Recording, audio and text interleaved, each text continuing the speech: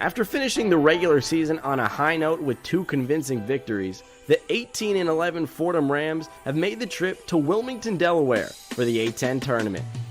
The Rams' end-of-season rally secured them a double bye, sending them straight to the quarterfinals, carrying a bit of momentum and confidence. Now coming off 5 days of rest, the Rams' first challenge will be the Richmond Spiders, who knocked down Dayton yesterday to earn their spot in the quarters. The up-and-coming Spiders will look to continue their pursuit of an automatic bid in the NCAA tournament behind the shifty guard play of Grace Townsend and a lengthy cast behind her. And on the other side, for the Fordham Rams, the all-A10 backcourt of DeWolf and Dingle will look to begin their chase of postseason glory. Win or go home from the A10s. It's Richmond and Fordham on WFUV Sports. Hello everyone, and welcome inside Chase Fieldhouse, where we get set for Game 2 of the A10 quarterfinals between the 5-seed Richmond Spiders and the number 4 seed, your Fordham Rams. Postseason play is finally here, and we cannot wait to get underway. I'm Miles Grossman alongside Lou Orlando. We'll be joined by Chris Persianen throughout this afternoon. But Chris, first of all, we're here in Wilmington. Conference play is underway, and the first task on the agenda is the flying under the radar Richmond Spiders. Absolutely. This is a Richmond team that I just don't think got enough love during the course of the season. Wasn't really talked about as one of the top dogs. And yes, it did come down to the last game of the season at St. Bonaventure. If they won, they were the 5 seed. If they lost, they were the 10 seed. But when you look at this team, I really feel like Rhode Island's a great comp. They're tall, 11 players above 6 feet. They can shoot the lights out, highly efficient from the field, from beyond the arc, and they play elite defense. So I think when you look at this Richmond team, there's not really that star scorer, but they're so consistent in their starting 5. They play great team basketball. I think this really is going to be a great challenge for the Fordham Rams. Absolutely, and here in the quarterfinals, you can't fall asleep at the wheel, and Richmond, absolutely a team you don't want to fall asleep against. Richmond came into Rose Hill and really bested us for about 3.5 quarters. You can't forget that. Yeah, it was a weird game where I think these two teams are very predicated on shooting the 3 ball, and both teams struggled in that aspect, and it really came down to in the fourth quarter. Fordham went to the full court press. Richmond just got completely shaken up, and Fordham ends up coming away with the victory. But, you know, for a while there, you didn't feel comfortable against Richmond. And so I think that when you look at this game, I think Fordham's now learned from that experience. You hope that they maybe adjust the offense, because for a while, Richmond locked them down. No doubt about that. But before we get underway at the A10s, we spoke with Fordham women's basketball head coach Candace Green. Here's a listen.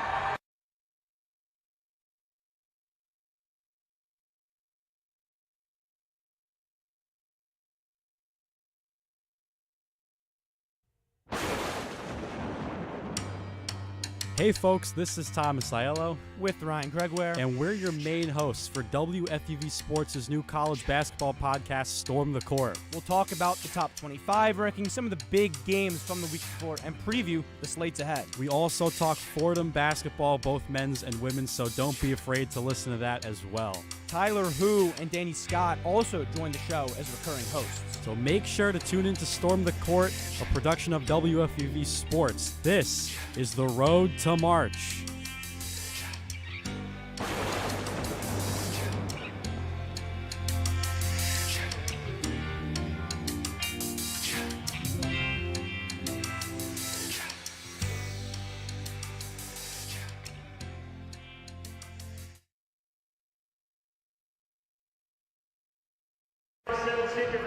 And welcome back inside Chase Fieldhouse here in Wilmington, Delaware. Got the starting lineups for your Fordham Rams being announced, and it'll be the usual suspects in the backcourt. First team All-A10, Anna DeWolf. First team All-Defense, first team All-A10, co-defensive player of the year, Asia Dingle. And wrapping up in the backcourt is Sarah Carpel. Then turning to the front court, it'll be the veteran duo, Caitlin Downey and Jada DePauw. Absolutely. This is a starting 5 that we've really seen play together since Meg Johnson went down. And you have Anna DeWolf, I think, playing some of her best basketball, dropped 28 against Davidson. Asia Dingle, despite setting a couple of career milestones, 2,000 points in the Fordham record in steals, did not have her best game against Davidson. She tied a season low with 11 points. But I think when you look at Fordham, it comes down to DeWolf and Dingle, and then what can you get from Downey? What can you get from Carpel? What can you get from DePauw? What can you get off the bench from maybe Matilda Flood, Colleen McQuillan? I think Coach Green even mentioned to us, we're going to need to rely on the bench a little bit, especially with look at the way these games have gone so far in this tournament. Offense is down a bit. There's a lot of pressure. I think adjusting to the arena maybe a little bit too. So with offense down, I think it's going to be interesting to see how Fordham adjusts. Absolutely. And then looking on the other side to the visiting Richmond Spiders, it's a stout lineup in its own right. Getting started with the point guard, Grace Townsend, 5'5", out of Virginia. A shifty pass first point guard, 125 dimes on the year. Got to watch out for her. Also driving to the cup. And following Townsend, it'll be number 25, Katie Hill, a sophomore guard who really flies under the radar in this powerful starting lineup, but led this Spider team in points last time on Rose Hill. And following Katie Hill, it'll be the shooter Siobhan Ryan, 40.8% from deep, 59 made threes on the year. Sure got to watch out for the sharp shooter. And wrapping up this Richmond Spider lineup, it'll be the bigs, Addie Budnick, 6'2" junior out of Illinois, the leading scorer at 13 points per game. And then the rising star, the freshman, number 44, Maggie Dugan, 6'2" out of Broomall, Pennsylvania, 25 minutes per game on average, and that number ticks up and up every single day. And you look at this starting five, just consistent scoring throughout. Their lowest scorer averages 9.3, so they're getting it from everywhere. 4 starters above 6 foot. The one that's not, the 5'5" Townsend, so quick, definitely going to be a mismatch problem, right? So this is a really good starting five for Richmond. Set to get underway from Wilmington. The quarterfinals, Jada DePie and Dugan. Center circle to tip. Sarah Carpel pulls it down, and the Fordham Rams will have the first possession this afternoon. Carpel in the short corner, bounces outside, Caitlin Downey. Up top, Jada DePie swings right side. Dingle, no good on the left side three-pointer. Kept in bounds, batted out. Caitlin Downey controls it. Flips up to DeWolf. Dribble drive. Pull up Jay, no good off the left iron, and the rebound ripped down there for Katie Hill, going Richmond's direction. Katie Hill, the basketball, top of the key. Sarah Carpel face guarding, swings it over to Townsend. Top of the circle with Dingle harassing. Gets it over to Dugan, heaves the triple and cans it. 3-0 Richmond on the board first. And not even a wide open look, but this is just such a good shooting team, especially from beyond the arc for Richmond. They got on the board for 3 right there. Sarah Carpel swings up to Caitlin Downey, left side. Jada DePie backing her way down on the short corner. Up top for Downey. DeWolf. Low post entry. DePie backing her way down on Dugan. Turning around and draws contact on the left block. I got to tell you, I think Richmond has a reason to have a problem with that call. It looked like a straight-up block for Dugan on DePie. Great defensive presence there, but DePie very aggressive in the paint. She's going to get herself to the line. So Richmond an early 3-0 lead with Dugan getting it started from the outside. Now it'll be Jada DePie looking to get the scoring going for the Fordham Rams at the free throw line. Jada DePie bends the knees and hits the first free throw. DePie, an 86%er on the year, one of the better free throwers on this team. And Fordham as a team, even though they don't get to the line as much as some of the other teams in the A10, they lead the conference in free throw percentage. Now we have the second try, no good off back heel for Jada DePie. Katie Hill, her second board, ahead for Richmond, leading 3-1. Katie Hill uses the Dugan screen. Drives in the lane, gets caught up on the A10 logo. Sarah Carpel applying the pressure. And that should be a double dribble, but they don't call it. Back up top. Siobhan Ryan. Dribble drive in, hands off for Townsend on the right wing. Drives in, A10 logo, kicks out. Budnick the 3, well long, but the offensive rebound will keep it here, and Ryan will step on the bound, sending it right back the Fordham Rams' way. Well, Richmond gets, I think, another good look from 3 and just completely airballs that one. So Sarah Carpel now to walk it up, and a minute and a half into this one, a 3-1 lead for the Spiders.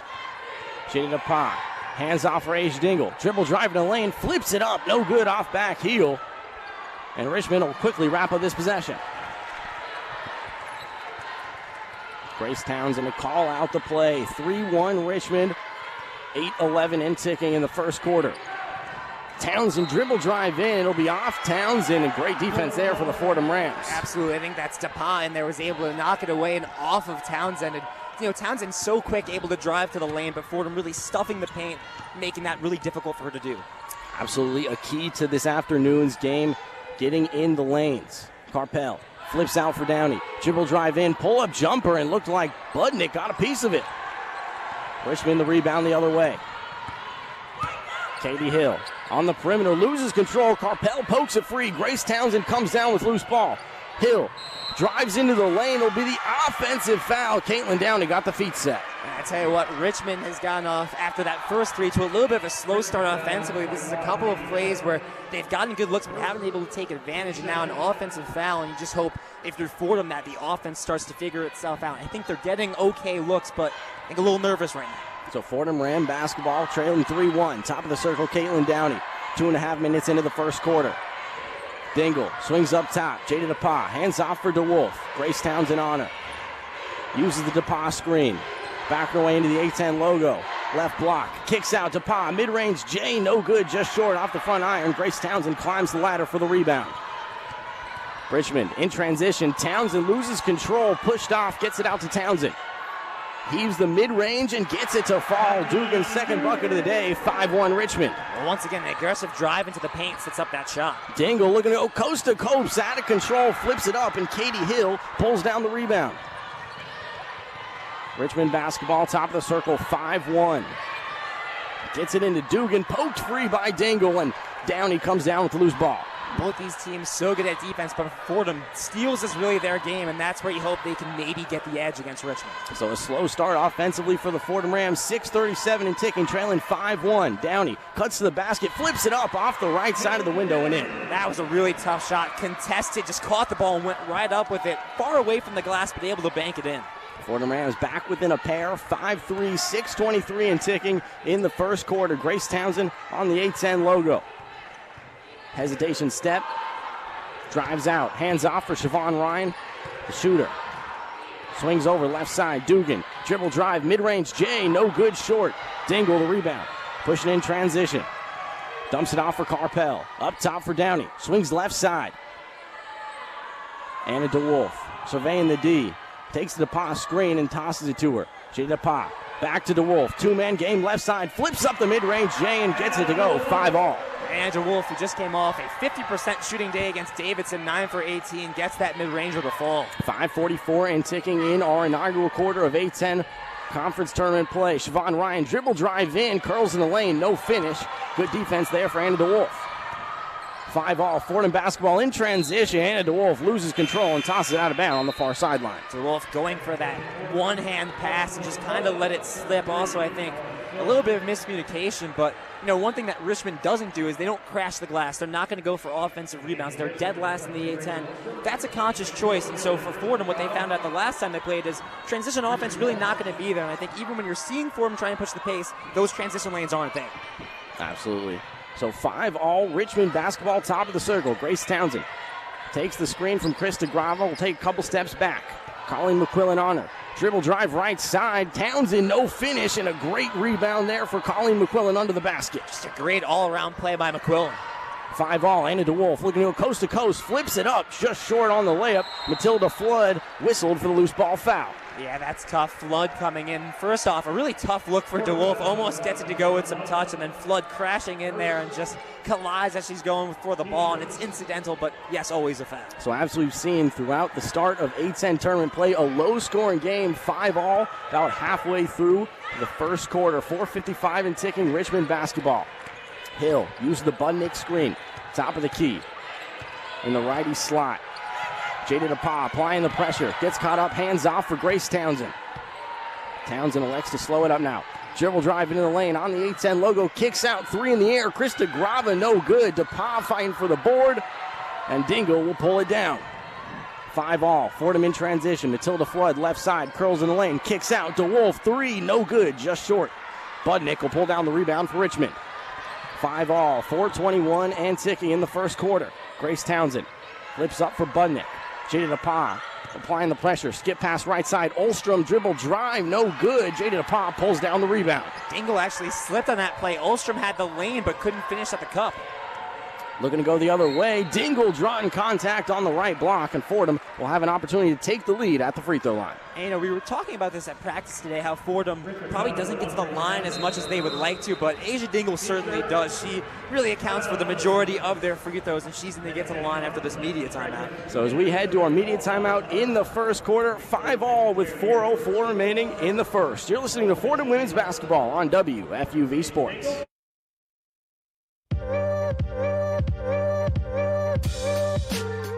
Hey everyone, Michael Calamari here, one of the beat reporters for this season's New York Knicks basketball team. Follow us all season on WFUV Sports, on our Twitter for game and player updates, and on our YouTube channel for a post-game recap following every home game. Also, keep an eye out for special reports on WFUVSports.org throughout the year. For all things New York Knicks basketball, follow WFUV Sports all season long.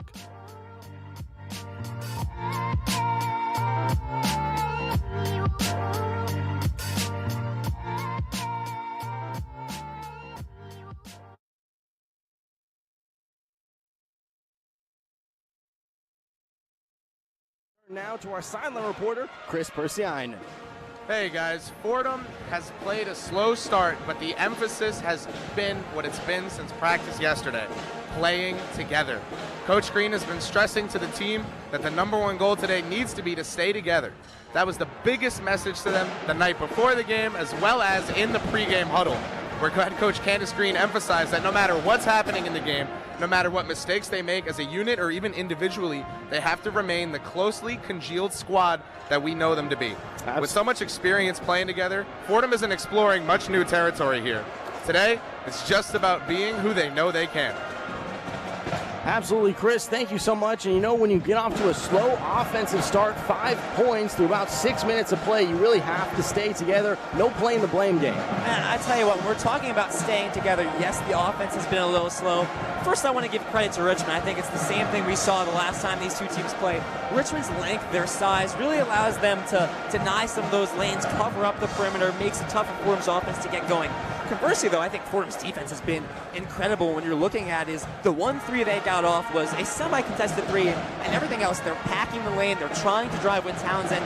Those lanes are getting denied, and the kickouts not happening. So Fordham, defensively, I think is playing as good of a game as you could come out to start. Absolutely, and last time these two faced off, it was number 1, Grace Townsend, and number 25, Katie Hill, just penetrating at will time and time again, and you can tell the Fordham Rams have really adjusted their game plan. And, you know, if you watched Richmond play against Dayton yesterday when they were able to take down Dayton, Townsend's so quick, she can go coast to coast in it seems like 2-3 seconds, right? So it's about not letting her they haven't let her get into that transition game, right? So she's driving from the arc. It's not the same thing, and they're kind of able to cut her off and force her to kick out.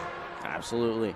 So now return to the action. 5-all, 4 minutes remaining in the first quarter as Asia Dingle just short on her first free throw. And that's tough, right? You know, Fordham, you can kind of understand, right, the offense when you're in the half-court set not working, but got to make free throws.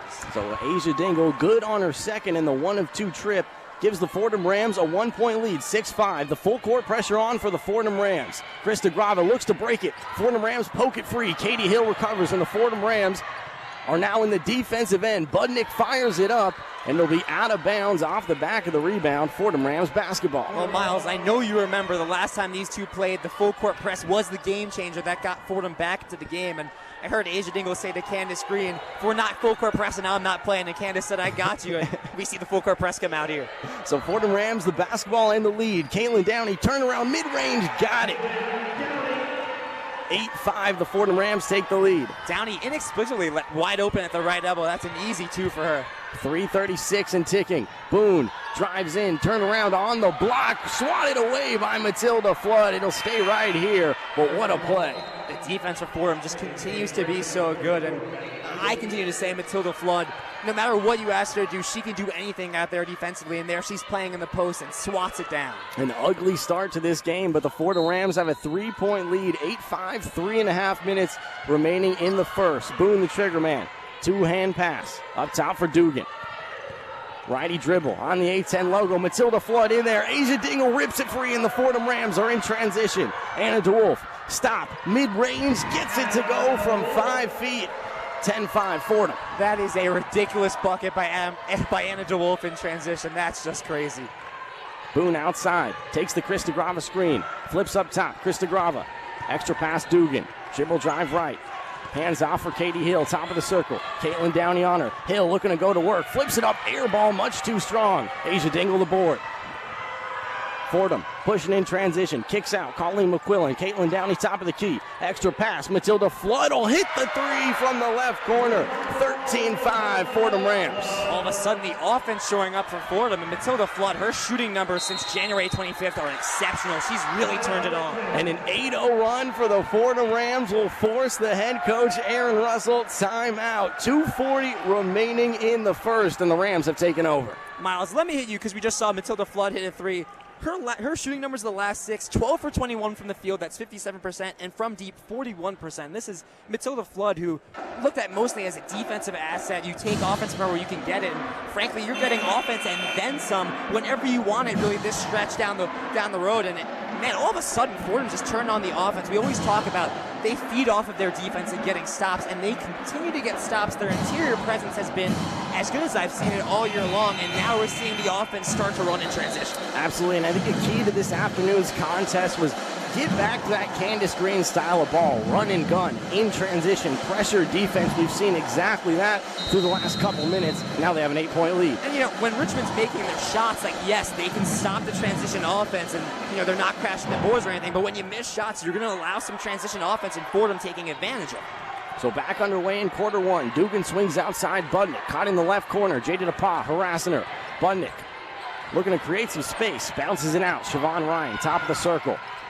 Caught up top.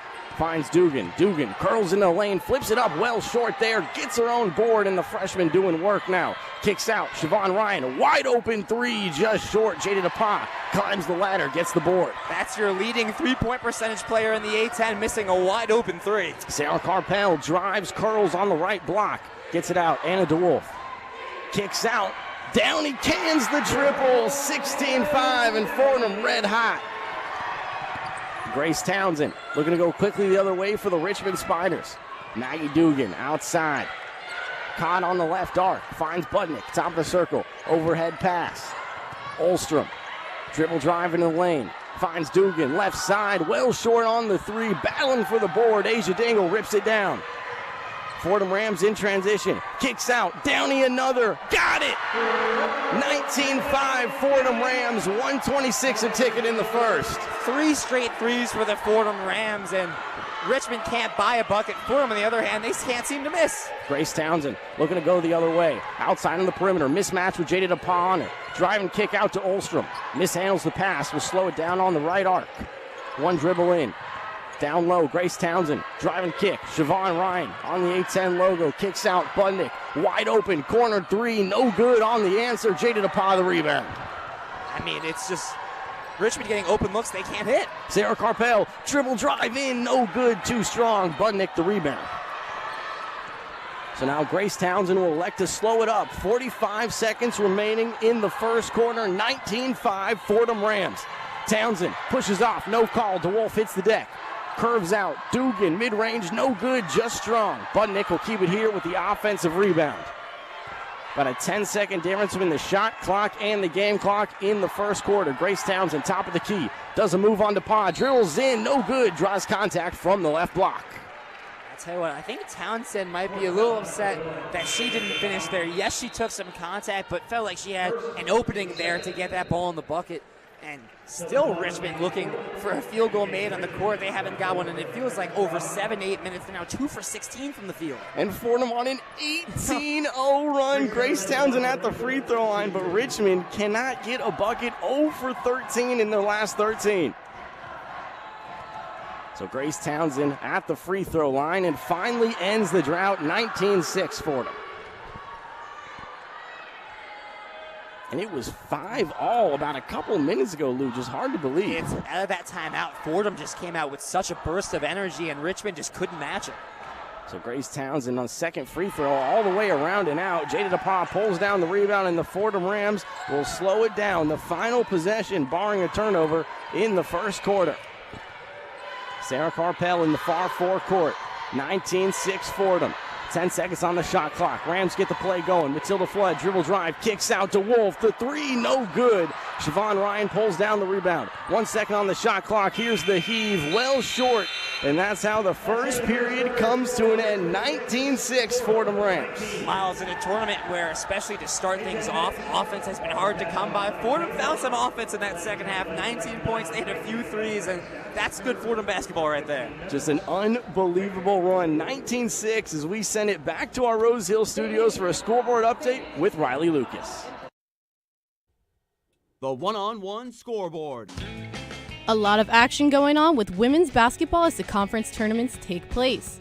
UMass came out on top 63-50 versus George Mason. Tomorrow, they'll continue on to face the winner of the Fordham-Richmond game. Later tonight in the A10, George Washington plays Rhode Island at 5, and St. Joseph's plays St. Louis at 7:30. Some top 25 action going on as number 9 Michigan is currently leading number 2 Indiana by 1 point with a score of 47-46. Number 10 Notre Dame is gearing up to play NC State any minute.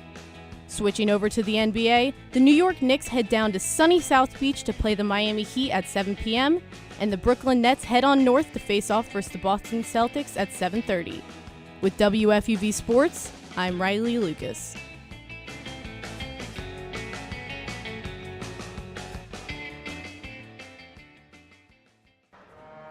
And welcome back inside Chase Fieldhouse here in Wilmington, Delaware. Just a few minutes from getting underway in second quarter action. But Lou, it was a 5-5 ball game, and you turn around, you look back at this ball game, it's 19-6 Fordham. I mean, Fordham just continued to get stops at the defensive end, and what happened was those transition lanes that Richmond usually takes away started to open up, and you see Fordham driving the middle, kicking out, and they get just a ton of threes. Kaylin Downey, 10 points, and you don't think that maybe champion experience matters a little bit? Kaylin Downey, the only active player now that Meg Johnson out for the year with the ACL injury that has experienced an A10 championship win. She's been here, this is her 5th year now. She's been to the A10 tournament in every one of those years. She's got a ton of experience leading the way with 10 points. On the other side, Richmond is 6 points. That's the lowest, second lowest first quarter total for a team in this tournament. Davidson had 5, but if you're Fordham defensively, that's about as perfect as you can get. When you hold a team to 6 points in the quarter, you know you're doing something right. And I mean, the Fordham Rams really picked up the defensive intensity over the recent couple weeks. I think that was key down the stretch against Rhode Island, and now we're seeing it early against Richmond. Just a demoralizing start for Richmond. I think they were hanging around in what was an ugly start, but once the Fordham Rams tapped into their style, they ran away. Right, the first 5 minutes, let's say, were pretty even, right? We were deadlocked in a tie, but Fordham gets off on that offensive start. Remember, this is a tournament where UMass put up 9 points in the first quarter. That's the top offense in the A10, so we're not seeing a ton of offense, particularly to start, and Fordham finds a way to get 19. I would equate that to like a 25-point quarter in the regular season. Absolutely. I mean, it's a little bit more uncomfortable when you're in conference play, right? As Chris likes to say, everything cinches up and gets a bit tighter, but now set to get underway in quarter number 2. Sydney Boone will walk it up, the backup point guard in for Grace Townsend now. Bounces it over to Budnick. Left elbow extended. Drives over, looking for Olstrom, caught up. Jada DePaul applying the pressure. Asia Dingle gets the loose ball. Fordham Rams in transition, and the easy righty lay. 21-6 Rams. Well, you know, Fordham not one of the best defensive teams overall in the A10, but they get their steals, and they've gotten their steals today. So Sydney Boone to walk it up again for the demoralized Spiders. Asia Dingle harassing her. Kicks out. Budnick, left arc, looks for the cutter, and Olstrom and finds her. An easy 2 for Richmond at 21-8 Rams. That's probably the easiest look they've gotten all day. If Richmond wants to get back in this, they're going to need a lot more of that. Sarah Carpel, top of the circle, calls out the play. Dingle cuts, kicks out left side. Downey heaves the triple, no good, just strong. Sydney Boone pulls down the rebound for Richmond. Boone getting harassed by Dingle across the timeline and flip it back out to Budnick. Budnick dribbling with the left, top of the circle, 2-hand pass, low post entry. Siobhan Ryan backs her way down, kicks out. The 3 is good, and Krista Grava gets it to go, 21-11. As good as that first quarter was, you have to be careful. This is a team that can turn around whenever, and especially with their three-point shooting ability, that's going to make them dangerous.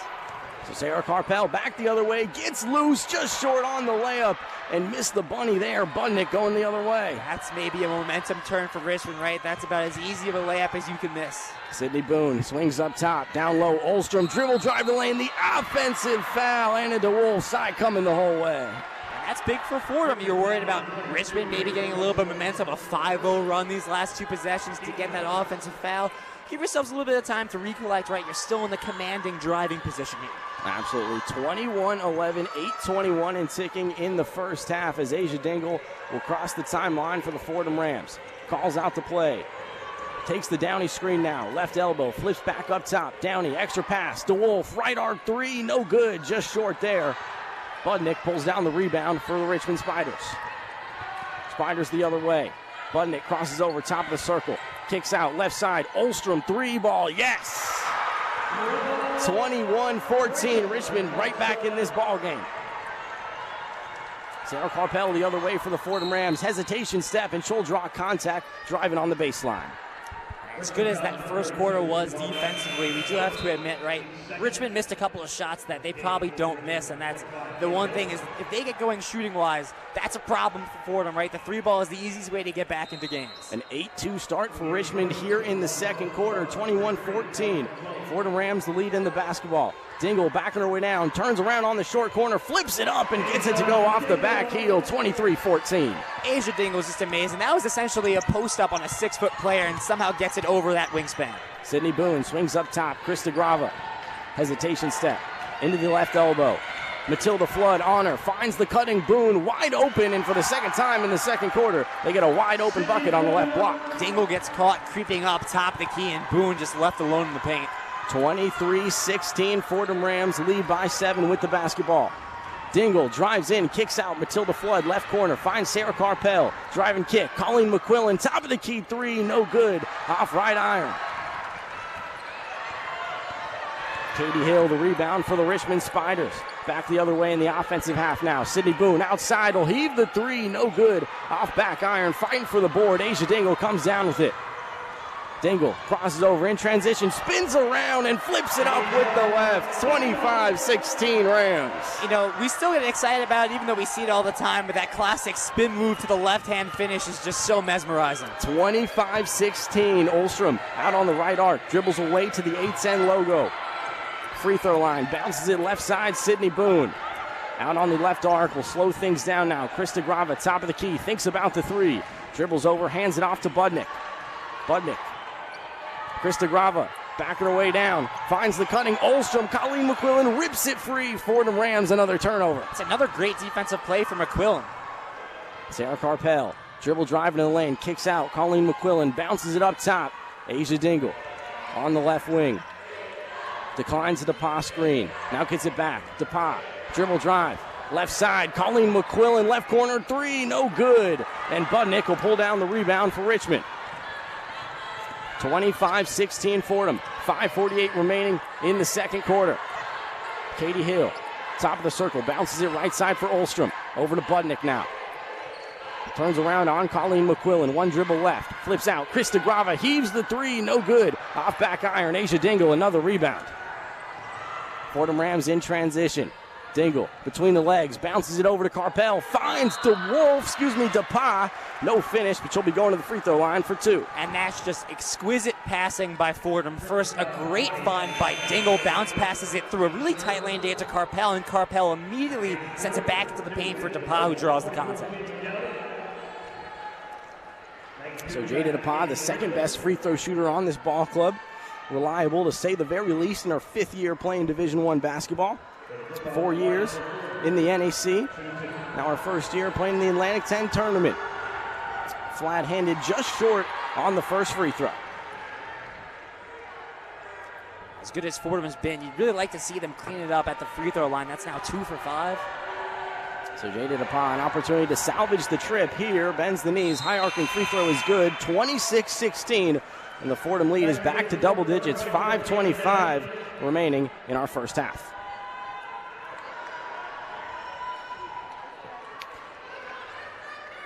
So it'll be Budnick to inbound to Townsend.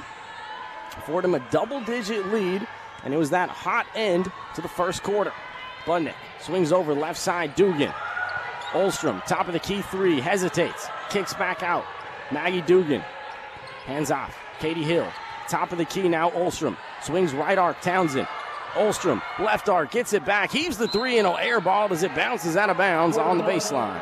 uncharacteristically, Richmond really missing a lot of threes, and some of these misses have not been even close. It's the second air ball today. They've been off by a ton of these, and again, this is one of the best three-point shooting teams in the A10. And you're absolutely right. One of the best three-point shooting teams in the A10, and they shot under 20% from three yesterday and still made it right here. We'll see if that trend continues. Asia Dingle, top of the circle, flings it over to Matilda Flood, loses control. Dingle gets it back, cuts in the lane, and finishes the scoop. She just saw a little bit of a gap between two defenders, split it, and gets herself an easy layup at the cup. 28-16, 4:30 remaining in the first half. Maggie Dugan, top of the circle for the Richmond Spiders. Gets it over to Budnick.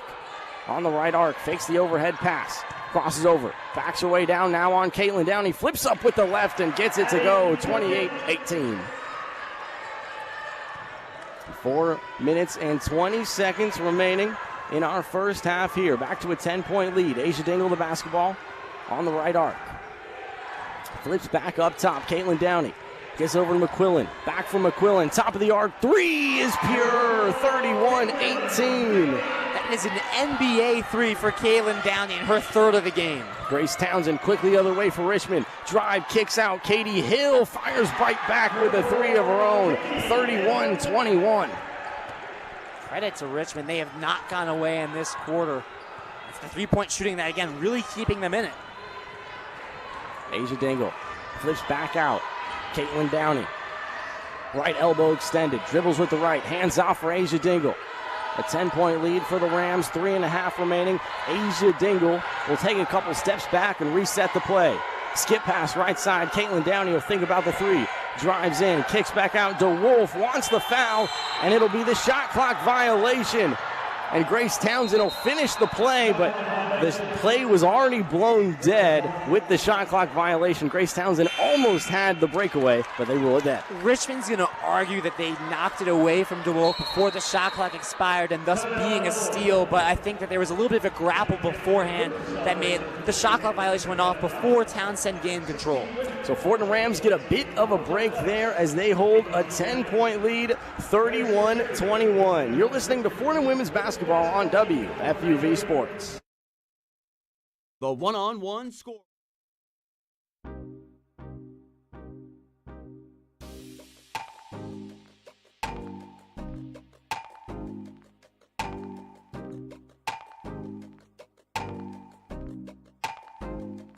Hi, this is Michael Kay, WFUV class of 1982. WFUV is your home for all things Fordham athletics, with live coverage of Fordham football, Fordham men's and women's basketball, in addition to our Saturday show, One-on-One. Stay right here on 90.7 FM for all things WFUV Sports.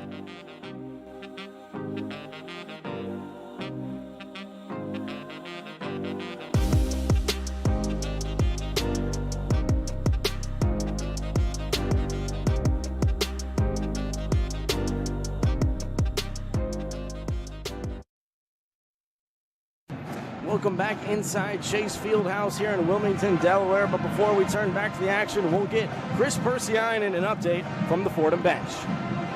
Thanks, Miles. One of the key factors this Fordham team has going for them is their veteran leadership, especially with all of the in-game experience they've got in that starting lineup. In the huddle earlier, senior captain Meg Jonathan, who's been out for the season with an ACL injury but is still a leader of this team, addressed the team as they sat down and directed them to keep up the intensity. Grad student and fellow captain Jada DePod then spoke to everyone about adjustments they needed to make and things to keep an eye out for on the floor. It was after those two spoke that head coach Candace Green delivered her message to the team, which centered itself around crashing the glass hard and securing as many opportunities to score as possible. With your sideline report, I'm Chris Persianen. Thanks so much for that, Chris, and you're absolutely right. Rebounding is going to be key to finish off this lead. The Fordham Rams a 10-point lead as it stands, 31-21, 3 minutes and 21 seconds remaining in the first half. And Lou, they really got off to a red-hot start, cooled down a bit in the second quarter. Yeah, a little bit. You know, it's just been a much more even quarter. Again, Richmond was not going to have back-to-back 6-point quarters. I do think that, you know, they're starting to hit some of the threes that they missed in the first quarter. Fordham's defense, for the most part, is still good, and, you know, their offense maybe not clicking as much, but you still got 12 points in this quarter with 3:21 to play. I think the offense continues to hit shots. Downey now at 13. Fordham's in a really good spot. I think they know that this is the last final run for this core, and it's nice to see that they get off to this red start, right? The problem for Fordham this season has been awful first quarters, really, getting themselves behind, falling behind, and then having to come back second, third, fourth quarter. They got ahead of that by taking a 19-6 lead so that when the game evens up second, third quarter, you have a little bit of a cushion to work with. And I think heading into this one, I was really looking forward to see how the Rams started, because there's that whole rust versus rest argument, right? They played yesterday, those Richmond Spiders, so the Fordham Rams 5 days off, maybe out of their routine, but in the first quarter, they looked right back in sync. So back underway here in quarter number 2. Grace Townsend, the basketball for the Richmond Spiders. Gets it over to Dugan. Left elbow extended. Finds Katie Hill, the cutter. Can't handle the pass. Gets the ball back. Hands off for Oldstrom. Townsend on the left arc. Hesitation step on the A10 logo. Curls around. Kicks back out. Katie Hill backs away now. Anna DeWolf on her. Finds Oldstrom. 15-footer. Flips it up and no good there. Jada DePaul pulls down the rebound. Sarah Carpel quickly the other way for the Fordham Rams. 2:45 and ticking in the first half. Matilda Flood, dribble drive in, kicks out. Jada DePaul, the mid-range J is good, 33-21. Fordham just continuing to hit their open shots. That's been the biggest thing about jumping out to this lead. So Grace Townsend rushes ahead. Richmond the basketball, flips out. Maggie Dugan, wide open left arc. 3 is pure. 33-24. Richmond back within 9. That would be 4 threes for Richmond in this quarter. It definitely seems like they found their way out of that shooting struggle. DeWolf, dribble drive in, flips up with the right hand, well short. Matilda Flood corrals the rebound. Kicks out, DeWolf. Gets it over to Sarah Carpel, right side. Flips up, Downey. Left side, DeWolf can't handle the pass, and it'll be the Fordham Ram turnover. You like the idea, right? It's an aggressive pass, top of the key, trying to get it to DeWolf in that near corner for an easy 3, an open 3, and just a little bit too far out of bounds where it pulls DeWolf. Absolutely. So Fordham a 9-point lead, 33-24, under 2 minutes to play in the first half. Grace Townsend now to walk it up for Richmond. Townsend on the logo. Takes the Dugan screen. Hesitation step. Dribble drive in. Kicks out. Katie Hill on the perimeter. Bounces it up top. Budnick finds Dugan. Outside on the right corner. Katie Hill finds the cutter in Siobhan Ryan. An easy 2 from the right block. Richmond's getting their threes. They're also doing a much better job of cutting to the hoop aggressively, trying to get those open cuts, and they're finding them. Sarah Carpel crosses the timeline. Finds Jada DePaul top of the circle. Dribbles with the right hand, crosses over, backs her way down into the lane. Grace Townsend pokes it free, a loose ball. Townsend and Carpel fighting for it. Dugan in there as well. And it'll stay right here on the possession arrow with the Fordham Rams. Well, Richmond did what Fordham usually does, is when a player puts their back to the basket, you're going to see a swarm. There it looked like 3 Richmond players. They knocked the ball away from DePaul, and then it's just an absolute race for the loose ball. And Carpel, I think, actually might have kicked Townsend on the way over there. They kind of fell over each other. And I think Fordham just gains the benefit of possession with the jump ball. Absolutely. It was a real physical play there. But luckily for the Rams, the possession arrow favors them. And it'll be the sideline inbound for Anna DeWolf once the ref completes it. Wants to make sure everything's okay. And he sure does, confirm with all the line judges. So it'll be Fordham Ram basketball, 1:10 remaining in the first half. Matilda Flood finds Jada DePaul. Dribble drive in. On the right block, flips it up, and looked like Budnick got contact on the shot. Well short. Dugan will pull down the rebound. Grace Townsend pushes ahead for Richmond. Under a minute remaining in the first half. Dugan offers the screen outside. Townsend now. Dribble drive into the lane. Looks for the cutting Budnick in the finish from the left block. Spiders back within 5, 33-28. And it's that cut once again to the basket. Fordham having trouble keeping up with some of those backdoor slips. Asia Dingle flips out. Matilda Flood the basketball, dribbles with the right hand. Hands off for Sarah Carpel. Finds Jada DePaul top of the circle. We'll get it to Asia Dingle, and she'll slow down the play. 10-second differential between the shot clock and the game clock. Dingle behind the back. Extra step through move, no good, off the right iron. And the shot clock is off here in the first half. Richmond the basketball trailing by 5, 33-28. Grace Townsend crosses the timeline. Only 4 seconds. Matilda Flood picks it free in transition. Will she get the shot off? She will not. 33-28, and that's how the first half comes to an end. And credit to Richmond, they did a hell of a job of making this game a lot closer. They win the quarter 22-14, and all of a sudden you look up, it's a 5-point lead for Fordham. I think overall still a very good half for Fordham, but it seems like this might be one that could go down to the wire if Richmond continues this trend. Absolutely. Only a 5-point lead after what was a dominant performance in the first quarter. And now for our halftime show, we'll send it back to our Rose Hill studios. Well, you'll hear from Andrew Gullotta and Rilee Lucas. The one-on-one halftime report. Welcome into our Rose Hill studios for the one-on-one halftime report. I'm Andrew Gullotta. Right now, Fordham is in a battle with Richmond in the quarterfinals of the A10 tournament after the first half of play as the Rams lead at 33-28 over the Spiders. Before we get into a first half recap, let's send it to Rilee Lucas for the one-on-one scoreboard. The one-on-one scoreboard. Checking back in with the top 25, number 2 Indiana is currently leading Michigan State 65-58. Number 10 Notre Dame is tied up 4-4 versus NC State, and number 14 Ohio State is prepping to face off against number 17 Michigan at 3 p.m. After Fordham's face-off, George Washington plays Rhode Island at 5, and St. Joseph's plays St. Louis at 7:30. Checking in with spring training, the New York Mets are down 8-2 in a home game matchup down in Port St. Lucie versus the Washington Nationals. The Yankees also have the home game advantage down in Tampa versus Detroit Tigers at 6:30. With the one-on-one scoreboard, I'm Rilee Lucas.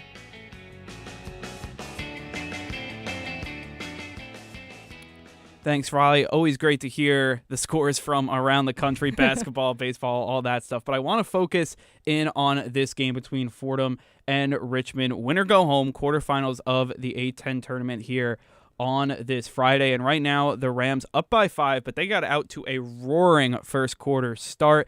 They scored 18 unanswered points in that first quarter, and, you know, they were able to do a great job leading 19-6, but Richmond in that second quarter kind of roars back. They scored 22 points in that period, so it's only a 5-point game after a lot of fireworks in that first half. I mean, Fordham's 8-0 run in the first quarter was beautiful. It really gave us some confidence, but it's clear that Richmond is not going down without a fight, and they're holding strong. I mean, look at this score, 33-28. Yeah, they're definitely, things are just getting hot for this game.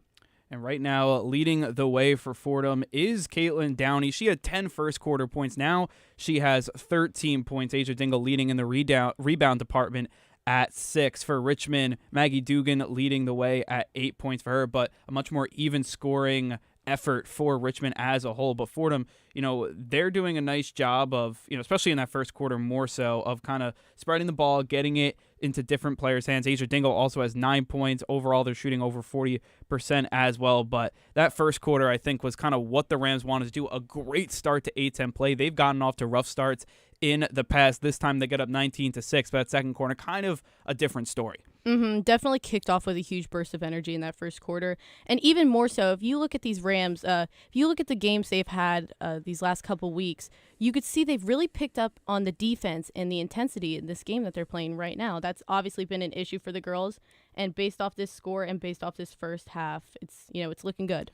Yeah, I mean, looking at the first half, it was for most of that first half, it was Richmond under 30% shooting, which was obviously great for Fordham. Then at the end of that second quarter, Richmond really started to creep back into the game. Richmond ended that second quarter on a 7-0 run over the last about 2 minutes and 30 seconds. They were 3 of their last 3 from the field as well. And Fordham, you know, they didn't score in those final 3 minutes as well. So it was really kind of going really good for Fordham. Double-digit lead, looking really great to win this first game of an A10 tournament where you have to win 3 games in 3 days. But Richmond kind of said, you know, not so fast. And they've done it in a really even effort. I mean, Maggie Dugan, she's leading the way with 8 points on 3 of 7 shooting. But right now, all 8 players that have entered the game for Richmond have scored. And the one thing that Richmond really has going for them is they have the length and the size, and that also helps them cover the perimeter well. They have these aggressive drives into the paint. That's something Fordham definitely needs to watch.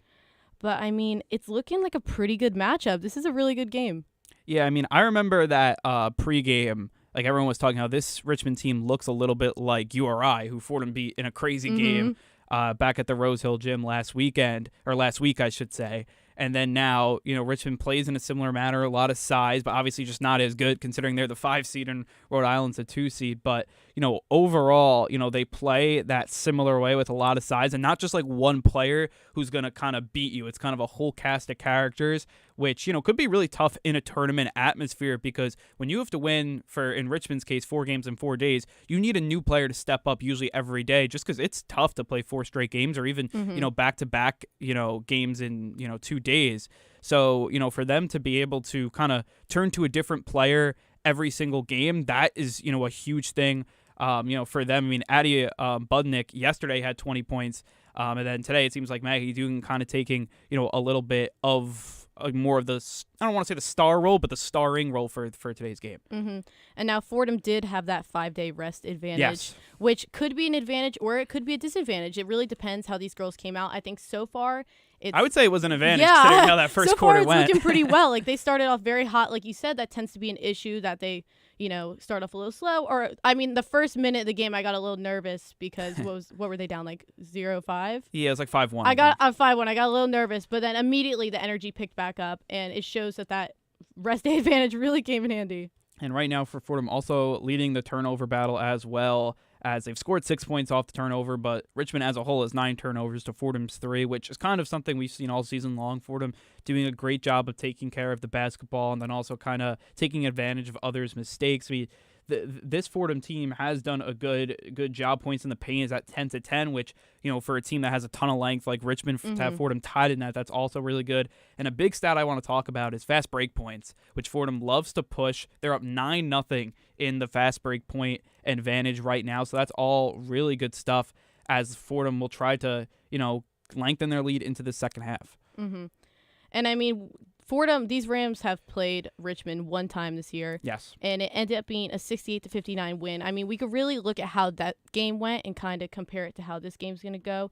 The Rams actually trailed for much of that game, but then in that fourth quarter, they just poured into those 30 points. So based off of that fourth quarter win that they got on Richmond then, it's very inevitable that they could have a strong fourth quarter here too. So I'm really banking on them even pushing more towards the end of the game. That's definitely something that they'll hope for another fourth quarter kind of output, for this team. But, I mean, even for Fordham, it's been pretty even scoring as well. They've played 8 players, which something for Fordham to go 8 deep, I think is important that they haven't done all season just because they have to win those 3 games in 3 days against, I mean, Richmond's a solid team, but maybe not the best. But when you go to tomorrow, UMass, who the winner of the Fordham-Richmond game will face UMass. And then if you go further, it would either, be a team like Rhodey or maybe St. Louis, depending on how that half of the bracket shakes out. But for them to play 8 deep, I mean, 5 players have scored. You have Downey in double figures. Dingle has 9. DeWolf only shooting 2 of 8 right now, but still with 4 points. I mean, Matilda Flood has played well too. So, I mean, right now, pretty even effort for the Rams. Obviously, Caitlin Downey came out firing, 4 of 4, 10 points in that first quarter. But in that second quarter, you saw a lot more of kind of even out scoring. Mm-hmm. Yeah, pretty good with Caitlin Downey on offense. And then Asia Dingle with the rebounds, too. And yes. I mean, that just really helps carry this game. Defensively, Fordham always impresses me. It's just a matter of keeping that offense going. Slowing the pace down, I think, a little bit, too, has been an issue for Fordham in the past. Sometimes they do tend to come out a little too hot, and then that comes to bite them in the end of the game. So we'll see how that goes for them. But overall, I'm liking the score. I'm liking where this is going. And, we really have to see the strength in the bench. I think that's really going to determine in the end of the game which direction this goes. And for Fordham, being a veteran team helps in these scenarios. They've been in these A10 type games. I mean, Caitlin Downey kind of always shows out in these types of games. She did last year as well in the A10 tournament. Asia Dingle playing a really good game, more of a veteran player with, NCAA tournament experience as well. Obviously, Anna DeWolf's been in this situation before, so having that veteran, attitude, especially up in a game, I think is really, really important. But, before we wrap up our halftime show, I do want to ask any bold predictions for the second half, predictions as a whole, maybe even if they're not bold, as we head into, the third quarter, Rilee. I mean, first and foremost, I'm just hoping to see some incredible Anna DeWolf shots. Yeah. Just a good clutch shot from Anna DeWolf, really take over on offense. Other than that, I'm going for the Rams in this game. I think they have this one. Yeah, I mean, it's definitely going to be, I think, a good second half. I think Fordham, the big thing is going to be coming out of the third quarter strong just because how they ended that second quarter kind of on, the 7-0 run for Richmond. So they have to stop that right away. I feel the biggest thing, for Fordham. Come out strong, get back to that double-digit lead and hold it. This team's had their trouble with, fourth quarter leads and holding them. They did against Rhodey, ended up winning the game, but still blew a 10-point lead. Similar in, the UMass types games that we've seen, in the past as well. So if they're going to, win this game, it's come out strong in this third quarter and then obviously finish strong in that fourth quarter. But that'll be the biggest thing. But I think that'll wrap up our halftime report. Let's send it back to Miles and Lou for the second half down at Chase Fieldhouse. And welcome back inside Chase Fieldhouse here in Wilmington, Delaware. Our halftime score, Fordham a 5-point lead at 33-28. But before we break down the action, we'll now turn to our sideline reporter, Chris Persianen. Hey, Miles, the name you're hearing a lot coming from the Fordham sideline, Tilly. The Rams coaching staff has been very active about directing Flood on where to be on the court. And let me tell you guys, it's not because she doesn't know on her own. Flood's defensive role on this team as both an on-ball wing stopper and a free safety in the passing lanes necessitates that she has updates from all angles about where to best position herself to just wreak havoc on that Richmond offense. She even ended the half with an on-ball steal thanks to her pressure that she wasn't able to finish up on with the score, but it's a sign of maybe things to come for Flood. She's going to be a big X factor for Fordham in this one. Back to you guys. Absolutely, Chris. Matilda Flood, the junior, the veteran of this team, feels like she's what you'd call a glue player. Absolutely. Listen, Matilda Flood's defense all year long has been fantastic, but it's been her offensive resurgence in really this last third of the season that has made her so fun to watch. I think she's always an electric player with the energy and the effort that she brings to each game, but to see her contribute on offense makes her, I think, a legitimate weapon on both sides. Just the growth that you've seen from her stepping into this role.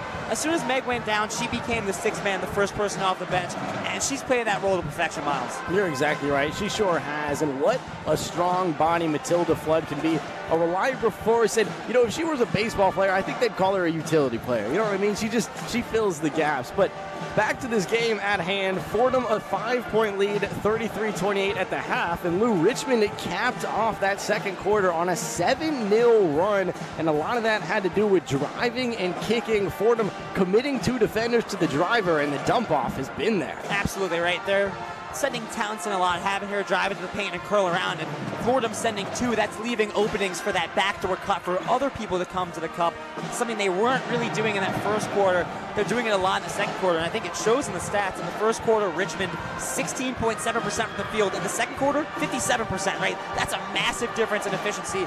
This is one of the most efficient teams in the A10, looking at second in field goal percentage, third in three-point percentage, and then conversely, defensively, one of the best defensive teams. Opponent field goal percentage, second best. Opponent three-point percentage, third best, right? So this is a team, I don't think we've seen them play the defense we usually see from them, and that is what might make me worried for the second half. Absolutely. You could see that becoming an issue, and one thing I want to touch on before we get back to the game is Grace Townsend, right? Someone who I think the Fordham Rams always have highlighted on the scouting report. Last year, she came into Rose Hill, dropped a 25-piece in a win, and earlier this year, she also had her way, but in that first half, if you look at that, 0 for 1 from the field, they've shut her down, and to be honest, they've made her a facilitator, which I think Grace Townsend is content with, but the Fordham Rams have won that battle. They've gotten their job done, and they shut down one of the more explosive scorers on the squad. And Miles, I think that's something we've seen Fordham do a lot, especially down the stretches, honing in on the one player they think is really going to disrupt their game and really beat them,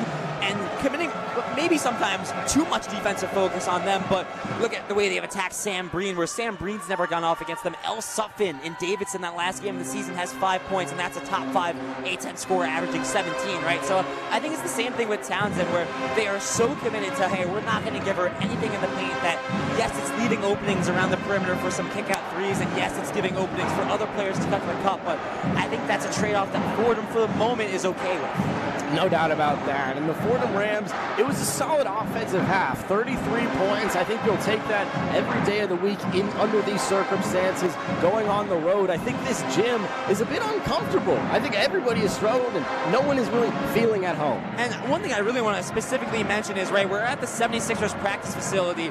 There are three three-point lines. There's the high school one, which shouldn't really affect you. There's the collegiate one, which is in red, and then there's the NBA one. And I talked to Colleen McCool, a resident three-point shooter, about it, and she was like, the worst shot to take in a game is the shot where it's a 2 but your foot's on the line. And I think that's something that a lot of players are conscious of, is you see that white line in your periphery and you make sure you're behind it. When you watch these offenses set up, they're setting up behind the NBA three-point line. That's not something they do when they're at the Rose Hill gym, when they're at somewhere where it's just the collegiate three-point line. Most of the threes in this game are coming from the corners where the collegiate three and the NBA three are right next to each other.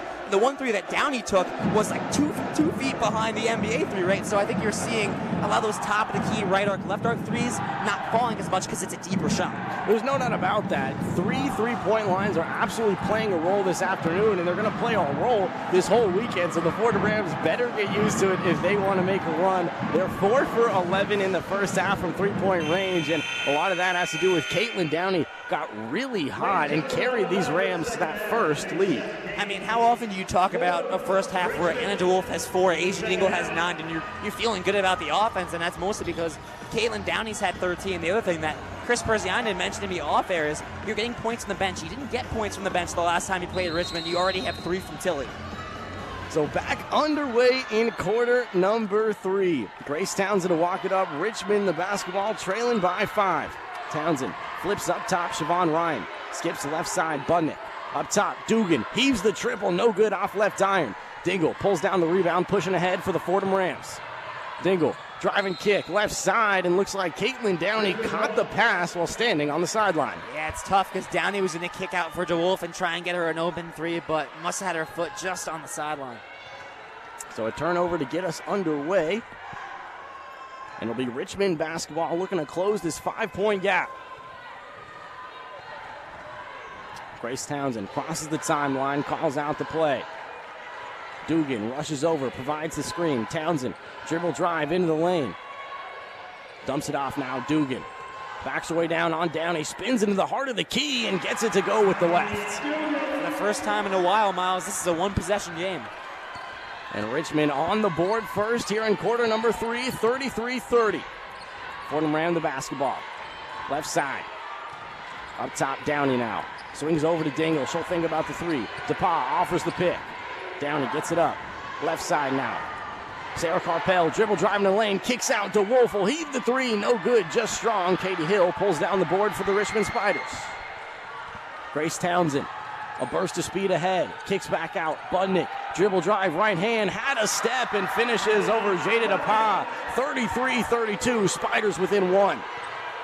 Asia Dingle looking to go quickly the other way. Spins her way around. Finds Jada DePauw. Who flips it up. No good. Short. Fighting for her own rebound under the basket. And who's going to come up with it? It'll go the Spiders' direction. Jada DePauw had the last touch. Yeah, I think she made contact with it, but DePauw was on the floor out of bounds. It was just kind of a wild chase for the ball. And a tough start to the second half for the Fordham Rams. 4-0 Richmond, and now back within 1. Looks like Richmond, right, carrying over some of that momentum that we saw build in the second quarter. Townsend kicks out to Hill. Up top, Dugan. Bounces it into Budnick. Budnick, right elbow extended, finds Dugan on the outside. Crosses over, top of the key. Mismatch with the shorter DeWolf on her. Kicks out. Siobhan Ryan finds Budnick. Right corner. Drives in on DePauw. Steps through in the finish, and the Richmond Spiders have the lead. 34-33. Dingle the other way, looking to do it all herself. Driving kick out to DePauw, bounces it back to Dingle, and there's the easy 2. Fordham Rams retake the lead. Coaches preach about making the extra pass. That's exactly what DePauw did. And finally, the Fordham Rams cap off the 6-0 run. Grace Townsend drives and loses control. Asia Dingle picks up another steal. The one-man fast break dumps it off to DePauw, and right back into the hands of Grace Townsend. Richmond basketball. Townsend kicks out for Hill. She'll think about the 3. Finds Dugan. Driving and finishing over Jada DePauw. And the presence, interior presence of Richmond offensively has been markedly better since the second quarter, and really strong here to start the third quarter. 36-35, 7:15 and ticking in the third quarter. Richmond off to an 8-2 start in the third. Sarah Carpel outside on the left arc. Finds Asia Dingle, top of the circle. Katie Hill on her. DePauw off of the screen. Dingle declines, flips up top, Downey. DeWolf, right arc. Crosses over on Grace Townsend, dribbles top of the key, finds Downey, he'll heave the three, and doesn't look like she got it off, and the Fordham Rams commit the shot clock violation. And that's fantastic defense from Richmond. That's what we saw a lot of in their first meeting, right? We're just closing out around the perimeter, using their arms, using their length, and not giving Fordham much of any room to work with, and Fordham just kind of loses track of time. And now Richmond, the lead and the basketball, 6:48 and ticking in the third quarter. Budnick, left elbow extended, bounces it into Dugan, turn around, well short on the mid-range Shea. Grace Townsend fighting for the board, gets it, but flips it right into the hands of Sarah Carpel. Fordham Ram basketball. Carpel flips out for Downey. Two-hand overhead pass, back to Carpel. DeWolf will fire the three, no good, well short. Maggie Dugan pulls down the rebound for the Richmond Spiders. Grace Townsend finds Budnick. DePauw harassing her. Maggie Dugan wide open left side, no good, and the Fordham Rams catch a break. Offensive rebound for Katie Hill. We'll keep it right here. And it looks like it was poked out of play by the Fordham Rams on the near sideline. Maggie Dugan will have possession for the Spiders. And momentum completely on Richmond's side right now, and just relentless. We're starting to see offensive rebounds, right? That's not something that Richmond really does. Last in the A10 in offensive rebounds. Townsend got the first one, immediately turned it over, and here just a loose scrum and able to force the ball into the possession. So now all of a sudden Richmond has the lead. 6 minutes remaining in the third quarter. 36-35, Dugan, top of the circle, bounces it over to Chris DeGrava. Dribbles her way to the top of the circle to be the foul on the floor. Jada DePauw wanted it going the other way, but it'll stay right here. Yeah, that's tough. It just looked like a screen coming through and a lot of contact. I think that's one where it goes both ways, and here it's going to go against Fordham.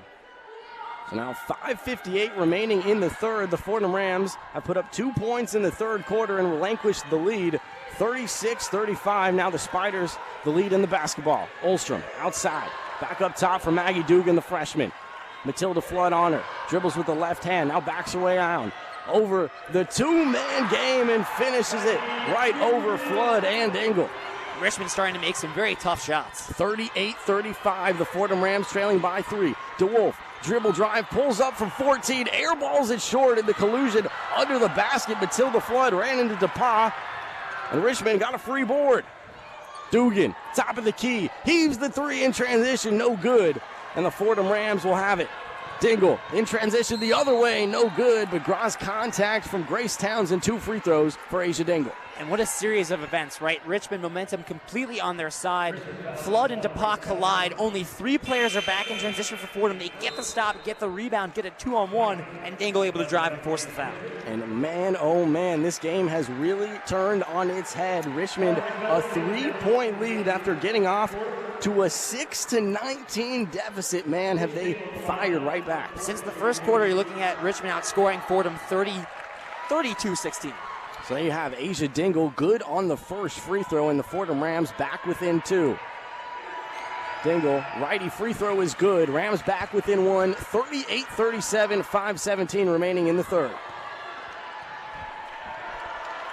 Sydney Boone now to walk it up, finds Budnick, top of the circle. Budnick calls out the play, fakes the two-hand overhead pass, finds Chris DeGrava. Left elbow extended. Righty dribble, looking for Budnick down low, and last touch, Budnick out of bounds on the sideline, Fordham basketball. It's a good defensive play. I think Fordham gets in the way of the passing lane, but actually never makes contact with the ball, so when it goes out of bounds, it's Fordham ball. And we see Coach Lauren Holden out there on the left side screaming, pick the energy up. The Fordham Rams have gone flat here in the third. 38-37 Richmond. Dingle gets free and flips up the righty lay from the right block. And that's just a beautiful high elbow pick and roll. And the Fordham Rams retake the lead 39-38. Budnick backing her way down. Right elbow extended. Kicks out Chris DeGrava. Thought about the three with Anna DeWolf on her.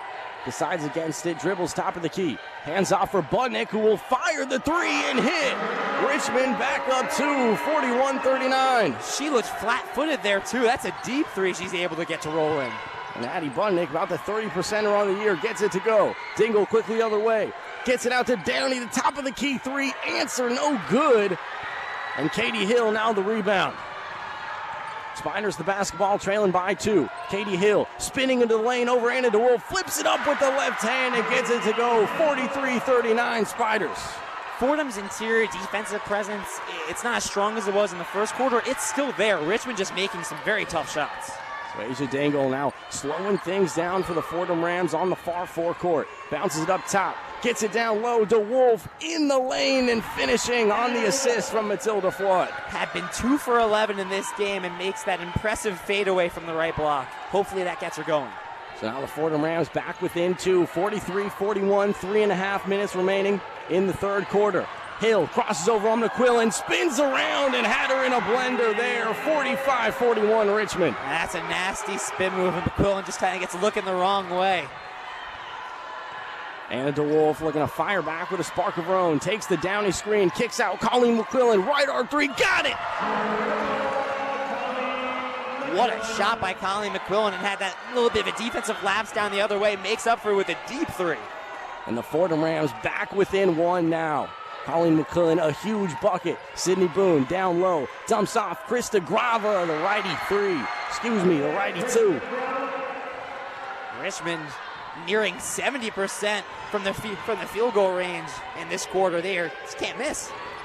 Caitlin Downey the other way, and Godfrey out of the basket. Fordham Rams back within 1, 47-46. To Fordham's credit, right, they're trying to answer back. They're keeping this game close.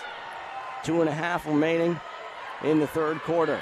Up top, Krista Grava will think about the 3. Decide against it, drives in with the right hand, turning around on Caitlin Downey, no finish. Colleen McQuillan the rebound. Finds Anna DeWolf in transition, bounces it ahead for Matilda Flood, and she can't handle the pass. It'll be the turnover on the baseline. Well, Flood is inconsistent when it comes to driving to the hoop and going in fast break, and there a solid feed by DeWolf. Tilly just can't handle it, and it results in turnover. So Fordham trailing by 1 now, 47-46 with 2:17 remaining, as we will now turn to a sideline report with our very own Chris Persianen. Thanks, Miles. In the huddle before the team came back out to the court for the second half, Fordham head coach Candace Green emphasized the importance of momentum. Now, typically that'd refer to offensive momentum, seeing a couple shots go in a row, right? But not for this Fordham Rams team that prides itself and leans back on its defense. Green exclaimed to the girls that getting multiple stops in a row was their key to victory, and especially if shots begin not to fall in what should be a close one here in the Chase Fieldhouse. With it now being a back-and-forth offensive affair here in the second half, Green's words become even more important. I'm Chris Persianen with your sideline report. Back to you, Miles. Chris, thank you so much. You're exactly right. For the Fordham Rams, when you go slow to begin the second half, it's about controlling the controllables, right? Energy, effort, defensive intensity, looking to clog the lanes and just make things difficult. Yeah, I don't know that you're seeing the interior presence from Fordham that you saw in the first quarter. I'm not seeing Downey in the paint a lot, and what you notice is on that last miss for Richmond, that was Downey in coverage. Downey is your best interior defender. If it's possible, you want her in the paint on those shots, and it's tough, right, because Richmond has 4 6-foot players, so they can target certain mismatches, and that's kind of what they're doing. They're catching DeWolf, Dingle, even sometimes DePauw, who's not bad in the interior, but just a little bit smaller than Downey, and I think Richmond taking advantage of it. We're also seeing the efficiency that Richmond usually plays at, right? A top 3 team in field goal percentage. They're starting to hit now 64% from the field in this quarter, really shooting very efficiently since the start of the second quarter. And I was going to say, Lou, these Richmond Spiders have made some amazing shots, some difficult moves, and it's really a different Spider ball club in the second half. So unrecognizable. They put up 6 points in the first quarter alone. They got 19 in the third with 2 minutes remaining in the third, and, just getting hot, hitting from deep, and those driving kicks, what they do is they open up the three-point shot. You want to talk about getting hot. This is a Richmond team that's been getting hot. On February 1st, they lost by 4 points to UMass, and ever since then, they've been 6-1. Their average point margin in that span is plus 16 points, right? So they're winning. All of their wins have been by double digits. So this is a Richmond team that has been rolling. They rolled into the 5 seed. That was not something we were talking about on the first day of February, right? We weren't really thinking about Richmond as even a top 8 seed, let's say, and now here they are, the 5 seed, and really giving a tough battle for the Fordham Rams. And a big part of them rising through the A10 has been number 44, Maggie Dugan. Hasn't been all that impactful this afternoon, but Dugan made the selection on the All A10 rookie team. A bench piece Stern starter, 39% from deep, and that's really not even the best part of her game. She's an aggressive post player first. Right, she's not taking this game over. Yes, she's got a team-high 14 points, but, she's not completely controlling the game. But that's not Richmond's style, right? They spread the wealth. They get points from wherever they can get it from, and everyone that's played today for Richmond has scored. Absolutely. So back underway in quarter number 3. Grace Townsend, the basketball, calling out the play for the Richmond Spiders. 2 minutes remaining in the third, and right into the hands of Anna DeWolf. The floater pass was too much into the lane, and DeWolf picks it right off. Dingle the other way, flips it up in the lane, no good, well short. Budnick wrestles it down. Grace Townsend now the other way for Richmond. A 1-point lead and the basketball. Budnick, top of the key 3, calling out traffic. Takes the Dugan screen, dribbles left, hands off for Grace Townsend.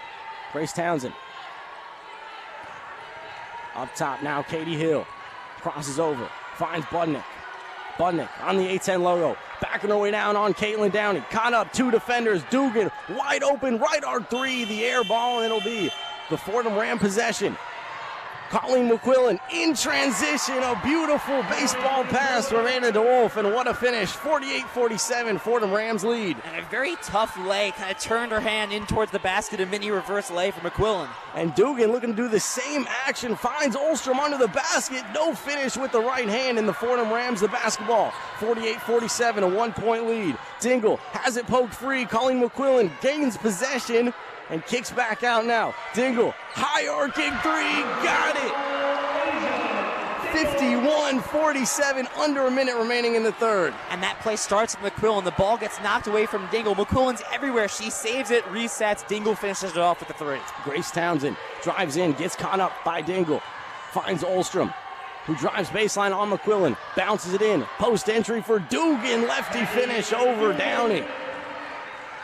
51-49, Richmond back within 2, and the shot clock is off here in the third quarter. The Fordham Rams can hold for the final shot.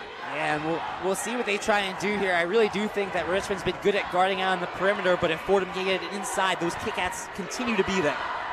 13 seconds on the game clock in the third quarter. Asia Dingle, dribble drive left side, step through move, no good, too strong. Olstrom pulls down the rebound. Grace Townsend pushing the other way, flips it up with the left. Does she get it off? It good.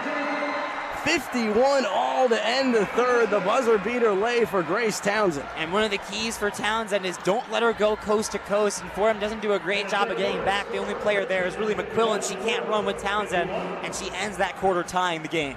And boy, oh boy, 51 all through 3 quarters, and it all comes down to our final period, as we'll now send it back to our Rose Hill studios for a scoreboard update with Rilee Lucas. The one-on-one scoreboard. Things are really heating up in the conference tournaments. DePaul is leading Providence 44-27. In the top 25, Indiana is up 87-80 versus Michigan State with under 30 seconds in the game. And the Notre Dame Fighting Irish are trailing the NC State Wolfpack 22-20. Previewing tonight's NBA games, the New York Knicks are preparing to face the Miami Heat at 7 p.m., and the Brooklyn Nets will take on the Celtics in Boston at 7:30.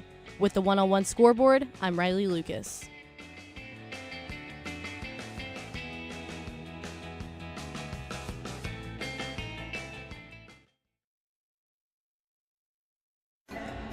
Welcome back inside Chase Fieldhouse here in Wilmington, Delaware. All knotted up, 51-51. Might as well be 0-0 as we enter the fourth quarter. But now we'll get an update from our very own Chris Persianen. Hey guys, after the Richmond run that got the Spiders back in the game and eventually the lead for a bit there, the Fordham Rams knew they had to get back to what they know to get comfortable out on the court. Head coach Candace Green's message to the huddle in the last timeout was to stick to the team's key principles on both ends of the court. She wants them to crash the offensive glass, do the best they can to create second opportunities for themselves. She wants them opening up the sidelines, spacing the floor well, making sure that they're getting the best quality looks that they can. And of course, the defensive intensity, another highlight of the huddle. You know that was coming when it comes to Green and everything she preaches for Fordham. So with the tie game heading into the fourth quarter, they've got a clean slate and a chance to make their mark here in Wilmington, Delaware. With your sideline report, I'm Chris Persianen. Back to you, Miles. Appreciate that, Chris, and I love what you touched on there. In a fourth quarter tie ball game, win or go home game, two things become very important: shot selection and intensity. And hopefully these Rams are able to continue the momentum and the intensity they've held throughout this one. Beyond the fact that it's just the A10 tournament, this is the last quarter of this game in the A10 tournament, right? You have to assume that they're going to come out with max intensity. Why wouldn't you? And, really, I think the key on if you're talking about offensive intensity is what Asia Dingle's been doing. You look up and all of a sudden, oh my gosh, 18 points, 7 of 13 from the field. And the uncomfortable conversation to have is, right, DeWolf, 6 points, 3 for 12. She struggled in the A10 tournament last year. That's probably part of the reason why they ended up falling so early as they did. So you hope you can get DeWolf right so it doesn't become a thing in this tournament, but you also have to go to your hot hands in this final quarter, and who's that? That's Dingle and Down. Absolutely. I mean, when you're having all A10 backcourt like these Rams do, you have to be confident in them. You have to keep this duo in down the stretch, but you're exactly right. Anna DeWolf entered this building this time last year, had a tough week, and now the fact that it's in the same location you can't think bodes well for her. So now back underway, fourth quarter action from Wilmington, Delaware. Grace Townsend pokes it free. And they'll say last touch for Grace Townsend. Townsend thought it went off Carpel, but the call stands with the Rams as of now. That might be a lucky break. I don't know if they're going to take a look at that. To the naked eye, that looks like that's off of Carpel. And they'll reverse the call. The referee walks over, deliberates in a circle on the left-hand corner, and it'll be Richmond basketball. And that's just a tough way to start the fourth quarter, right? You start with ball, just an easy inbound, and just no reason for that turnover to happen. Is the rainbow pass looking for Sarah Carpel, just a bit too short. Townsend got a finger on it. It looked like last touch Asia Dingle. So now it'll be Richmond basketball on the baseline. Rainbow pass up top. Finds Budnick. Left side forecourt. Hands off for Grace Townsend. Calls out the play. Top of the circle. Dribbles with the right hand. Asia Dingle on her. Townsend. Dribble drive in. Hesitation step. Flips it up with the right and does it all herself. 53-51 Spiders. It's a shifty move. She's able to break free completely of Asia Dingle. So Anna DeWolf now quickly the other way. Bounces it. Top of the circle for Jada DePa. Now gets it back on the right arc. Drives, kicks it up. Matilda Flood loses control on the pass. Grace Townsend comes down with it. Townsend up top. Maggie Dugan. Dugan on the left arc will find Townsend on the top of the circle and will slow down the play a bit. 9:15 and ticking here in the fourth. Hesitation step. Drive in, kicks out. Olstrom, right wing three. Got it. 56-51 Richmond, a minute into the fourth. Olstrom wide open because of the help defense, and that's another strong start for Richmond in another quarter, right? Ever since the first quarter, it's been Richmond that's taken command in the early minutes of the quarter. And Rachel Olstrom off the bench, the 6'1" freshman canning the big three, hit 2 big threes yesterday, and she's a big part of why they even got past the Flyers. Her only 2 buckets were clutch threes yesterday, and now today she comes up with another, and Richmond a 5-point lead on a 5-0 start to the fourth. When you look at Richmond, because they lack that, let's say that true superstar, it's not knocking them, it's just they don't have one of the top 10 A10 scorers. That's your stats right there, right? They need everyone on their team to contribute, and that's why having Dugan and Olstrom come in, Dugan starting Olstrom off the bench as freshmen and make big plays, and to have their whole team be on the same page. It's one of the reasons why they've gotten back in this game. It's one of the reasons why they've been so good this year. This starting 5 and even really this 7-man rotation, 8-man rotation that plays, there's no one that you can take your eye off of on the Richmond Spiders. And for the Fordham Rams, they really can't say the same about everyone else that they've faced throughout A10 play. I think Richmond is the deepest team when it comes to strength within their lineup, if that makes sense. But, it's going to be a struggle now for the Fordham Rams. It's a tie ball game at the start of the fourth, but now it's their comeback that needs to happen. I think especially the way this quarter started, right, where you start with possession and you're looking for, hey, let's get the first points on the board, and right away your pass, you get a turnover, and then they immediately get points, and then you miss your next shot, they come down, they get a 3. That's a demoralizing 5-0 start. It's not as demoralizing as it can get. I completely agree, and to be honest, Rachel Olstrom on that 3-pointer was about as wide open as you can get. No one within 7-8 feet of her, late to close out, and that's just a difficult spot for the Fordham Rams. Disappointing in a really big spot. I think just a product of, right, the help defense that Fordham likes to run. The trade-off is it's dangerous when you do it against a team like Richmond that everyone on the court can shoot the 3. And right there, you leave Olstrom wide open in the corner. Yeah, that's a shot that's probably going in. So Candace Green, of course, forced to whistle for the timeout, and her Rams in their home white unis have been out on the court for maybe 30 seconds now. The Richmond Spiders still deliberating in their huddle, but you can tell the Fordham Rams eager to get back to this basketball game. Down 5, they need a boost. Yeah, you got to think Fordham doesn't want to spend too much time talking about what just happened, right? They know what just happened. They know the way this quarter started. They want to get back to playing basketball and trying to turn the tide against this Richmond team that has really been on fire since the start of the second quarter. A 19-6 start to this ball game for the Fordham Rams, and ever since it's been Richmond firing back, relentless, taking blow after blow and coming back with runs of their own, and now they lead this ball game by 5, 56-51, with 9 minutes remaining in regulation, a win or go home spot.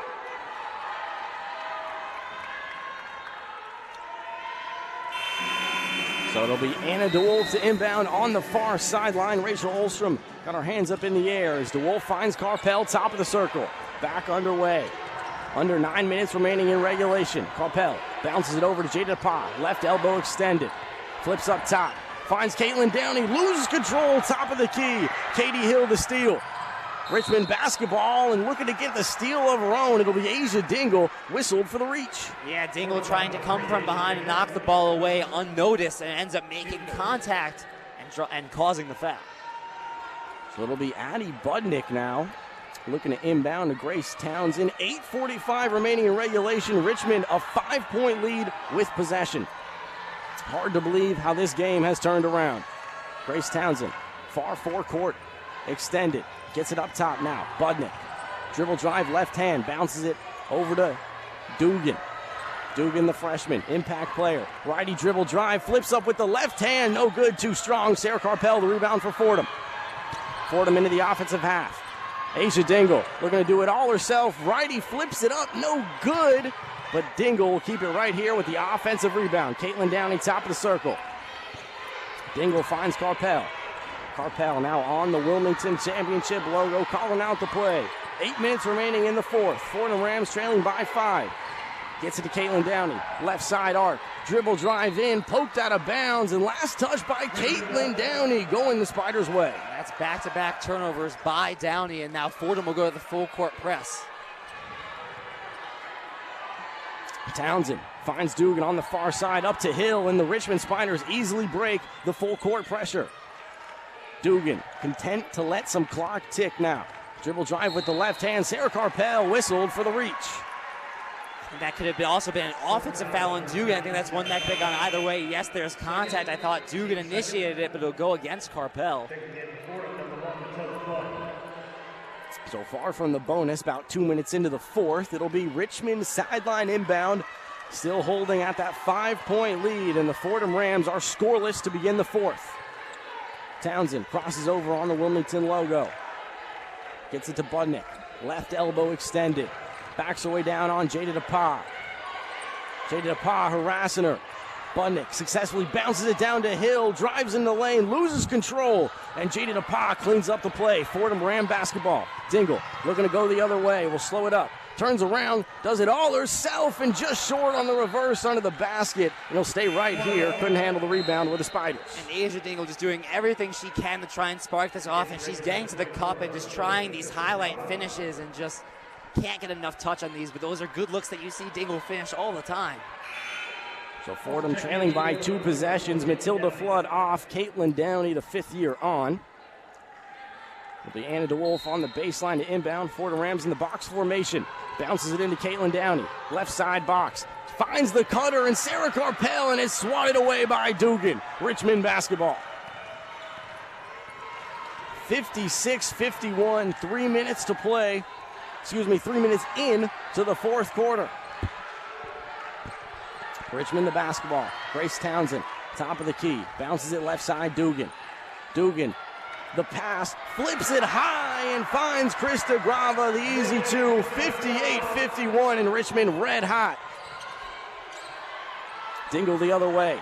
Kicks it out for Downey. Finds the cutting DeWolf. The mid-range floater finally ends the drought, and the Fordham Rams back within 5. Now they'll apply the full court pressure. It's their first points of the quarter, Miles. 58-53. Budnick the basketball, two-hand overhead pass. Hill gets it ahead to Dugan, and once again the full court pressure is broken with ease. Budnick near side forecourt finds Grace Townsend, 6:19 and ticking in regulation. Richmond 58, Fordham Rams 53. Grace Townsend, righty dribble, gets herself caught on the right arc. Finds Budnick, top of the key. Maddie Dugan, way too aggressive, vying for positioning there and shoves Sarah Carpel to the ground. And right, Richmond trying to play physical in the paint. That's how they've gotten this offensive surge. And just a great job by Carpel hanging in there, and this takes way too much contact, goes to the floor. In my book, that's a foul every single time, right? Every single time. You'd hope that the ref was paying attention, but they saw it that time, and now it'll be Fordham Rams trailing by 2 possessions, a big spot, 6 minutes remaining in the fourth. Asia Dingle crosses over top of the circle, bounces it over to Caitlin Downey. Downey calls out the play, looks for DeWolf and bounces it straight out of play, about 5 feet wide of the nearest Ram, and Richmond back has the possession. It's another turnover for Downey. She's had a couple of those in this game, and that's just one that looks like it's a straight-up miscommunication. And it's been an extremely disappointing start to the fourth quarter, a 7-2 lead in the fourth alone for the Richmond Spiders. 58-53, 5:53 and ticking. Grace Townsend the basketball. She'll walk it up now for the Spiders. Burst of speed ahead on Jada DePauw. Crosses over, spins around, gets caught up on the A10 logo, bounces it down low, and it'll be Jada DePauw getting the left foot in there. It'll be the kickball. I'll tell you what, Fordham, these last few defensive possessions, they've really held strong, right? There was at a point where Richmond a 5-point lead, any bucket really jeopardizes you, and Fordham's really been able to keep this defensive intensity up. Grace Townsend, the trigger man, looking for Dugan under the basket. Decides on Budnick, right arc. Matilda Flood applying the pressure. Budnick looking to go to work on Flood. Spinning around, flipping it up, drawing contact and finishing. Richmond 60, Fordham 53 with Budnick an opportunity to tack on one more. Just power down low in the paint. That's what Richmond has based their offense on since the second quarter, and able to draw the foul as Matilda Flood plays that physical defense down low. So it'll be Budnick now at the free throw line to wrap up the old-fashioned three-point play, and she successfully does. The 77% shooter from the free throw line. And the Fordham Rams will have the basketball, trailing by 8, 61-53, 5.5 remaining in the fourth. Dribble drive in, right side of the lane. Dingle draws contact on the right side of the block. And Asia Dingle, it doesn't matter if there's 3 people in the paint, just continues to drive to the cup, continues to get, even if they're slim, some lanes to the basket, and they're able to get herself to the line. Now Asia Dingle giving us an opportunity to take a breath here with 5:22 remaining in the fourth. And Lou, it's genuinely hard to believe the way the Richmond Spiders have stayed relentless and charged right back. I think as hard as it was to believe they got off to as poor of a start, it's kind of hard to believe that they've come back this way too. So true, and there it continues with Asia Dingle, no good on the free throw. Trailing by 8. Dingle at the free throw line, bends the knees and gets the second one to go. Fordham Rams back within 7, 61-54, 5:22 remaining in the fourth. Grace Townsend running along the baseline, looking to get the entry pass. Finds Budnick, gets it ahead to Maggie Dugan, and Dugan will cross the timeline. Crosses over, and she'll elect to slow things down now. Skip pass right side, finds Katie Hill. Katie Hill drives baseline on Matilda Flood. DeWolf in there, applying the double team. It'll be the jump ball. And the possession arrow staying right here with the Richmond Spiders. But I think you're starting to see Fordham play with that frenetic craziness that you see teams play with, and they know their season's on the line. And DeWolf actually makes a really great play coming in there and trying to force the jump ball. No more high leverage situation than the one we got on our hands this afternoon. Budnick on the right side. Fakes the overhead pass, taking her time now.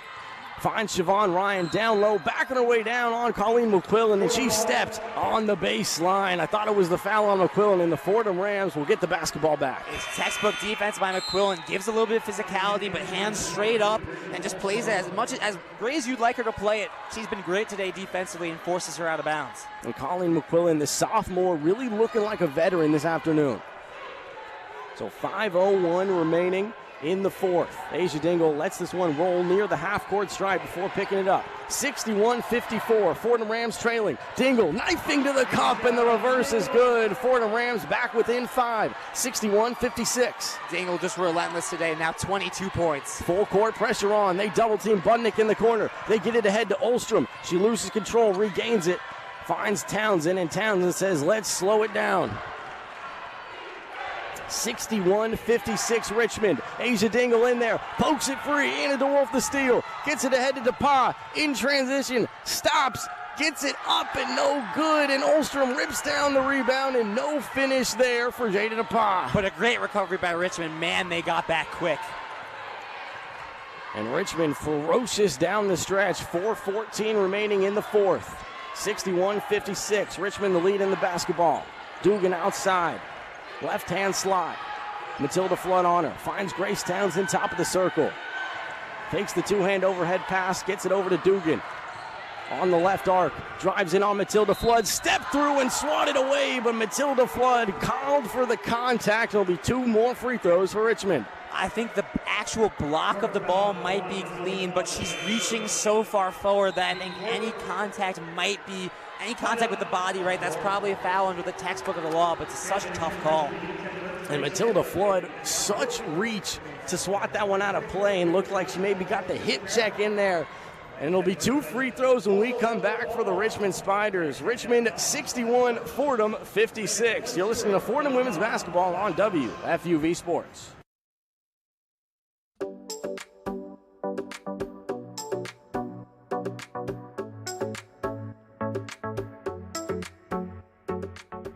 What's up, everyone? I'm Julia Moss, one of the hosts of WFUV's women's sports podcast, All In. Join us each week as we break down everything from the WNBA, women's collegiate sports, the NWSL, and so much more. We're also joined by recurring hosts including Maddie Bamonte, Taylor Masetta, Sam Bohr, and Annabelle Watson. All In is a production of WFUV Sports.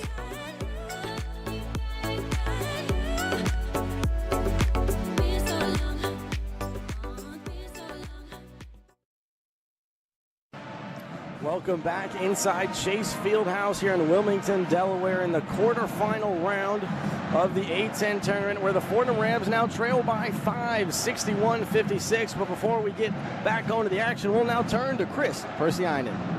Hey guys, after the Richmond run that got the Spiders back in the game, they switched that focus.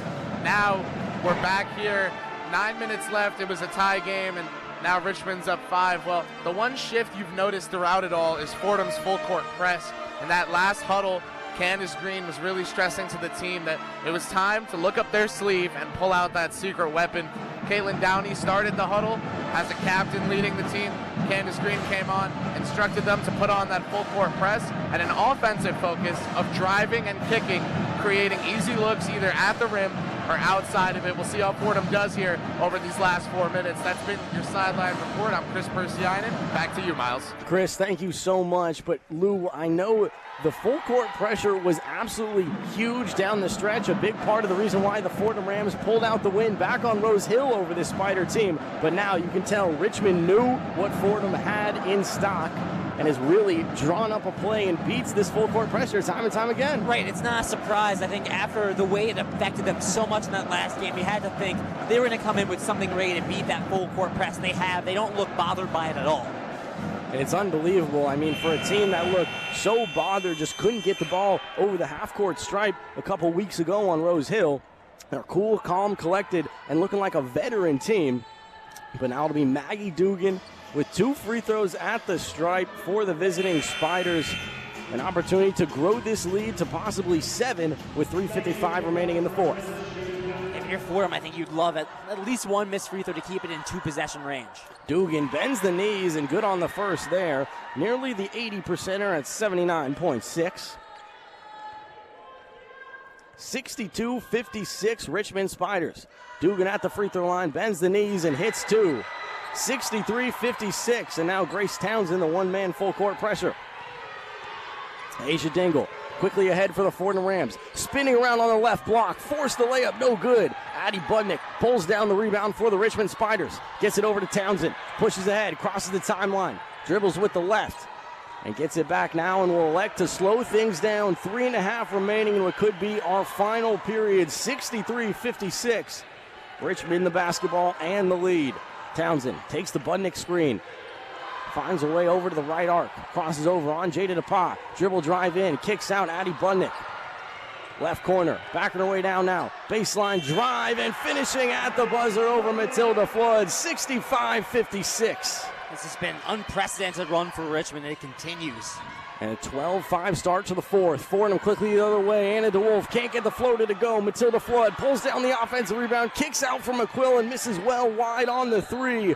Last touch. It'll stay right here off the Spiders for the Fordham Rams. But Lou, this has turned into a 9-point deficit with under 3 minutes remaining in a winner-go-home spot. It hasn't gotten any bigger than this for the Fordham Rams this year. And luckily, they've kind of been in situations like this throughout the year, but it's do or die time right now, right?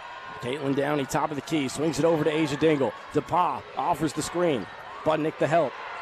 And Jada DePauw wide open on the right block. Just loses control and it bounces out of play on the baseline. Back Richmond basketball. Thought about the shot before she thought about catching the ball, and that's 2 points that go down the drain. And a disappointing stretch now for the Fordham Rams. Dugan gets it ahead to Olstrom. Back to Dugan. And the full court pressure a bit more intense now for the Fordham Rams. Grace Townsend crosses over. Hasn't crossed the timeline yet. Just gets it over there. Grace Townsend flips up Maggie Dugan. Finds Olstrom. Extra pass. Tipped down a play by Caitlin Downey on the near sideline. Staying right here with the Richmond Spiders. The important thing for Fordham, right? Things not going well right now.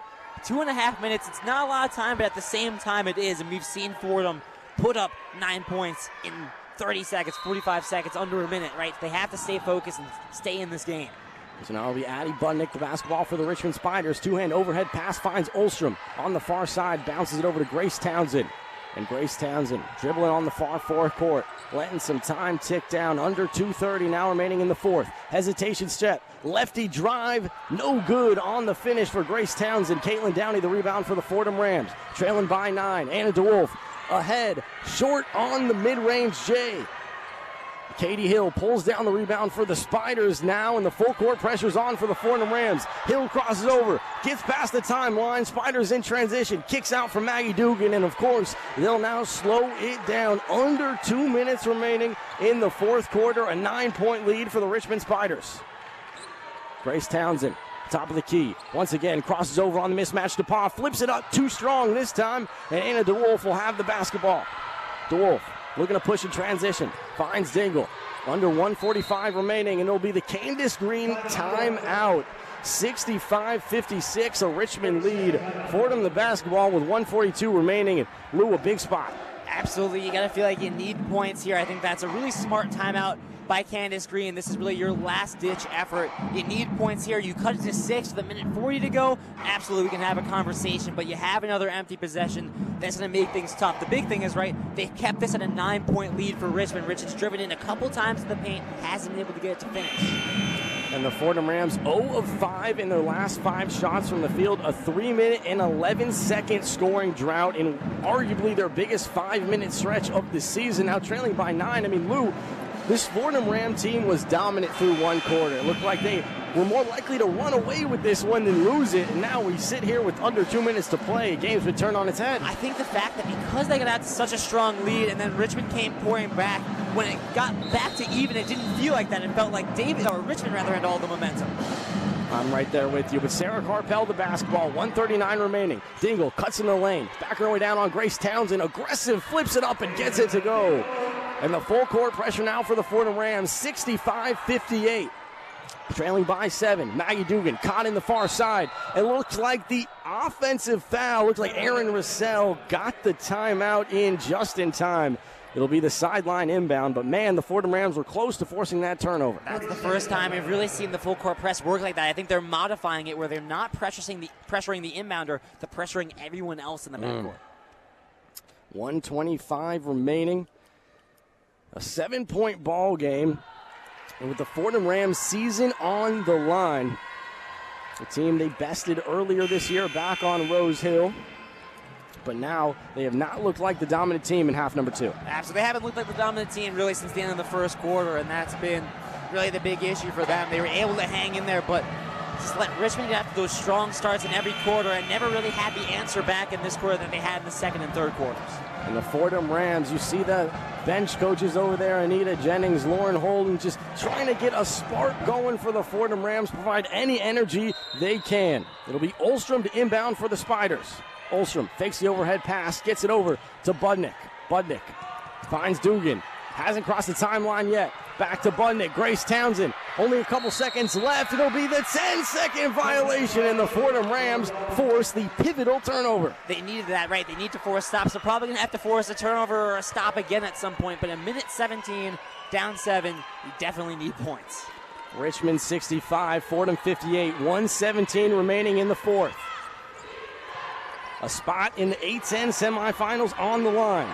Asia Dingle, dribble drive ahead, finds space, flips it up with the scoop, no finish. Jada DePaul wrestling for it. Asia Dingle comes down with it, and it'll be the Caitlin Downey veteran move, whistled for the timeout with 1:06 remaining in the fourth, a 7-point ball game. And man, that's such a smart play. Asia Dingle once again going to the cup, makes an aggressive shot at a layup. Can't get it to finish. DePaul jumps a little bit too early for the rebound, and then it's a mad scramble.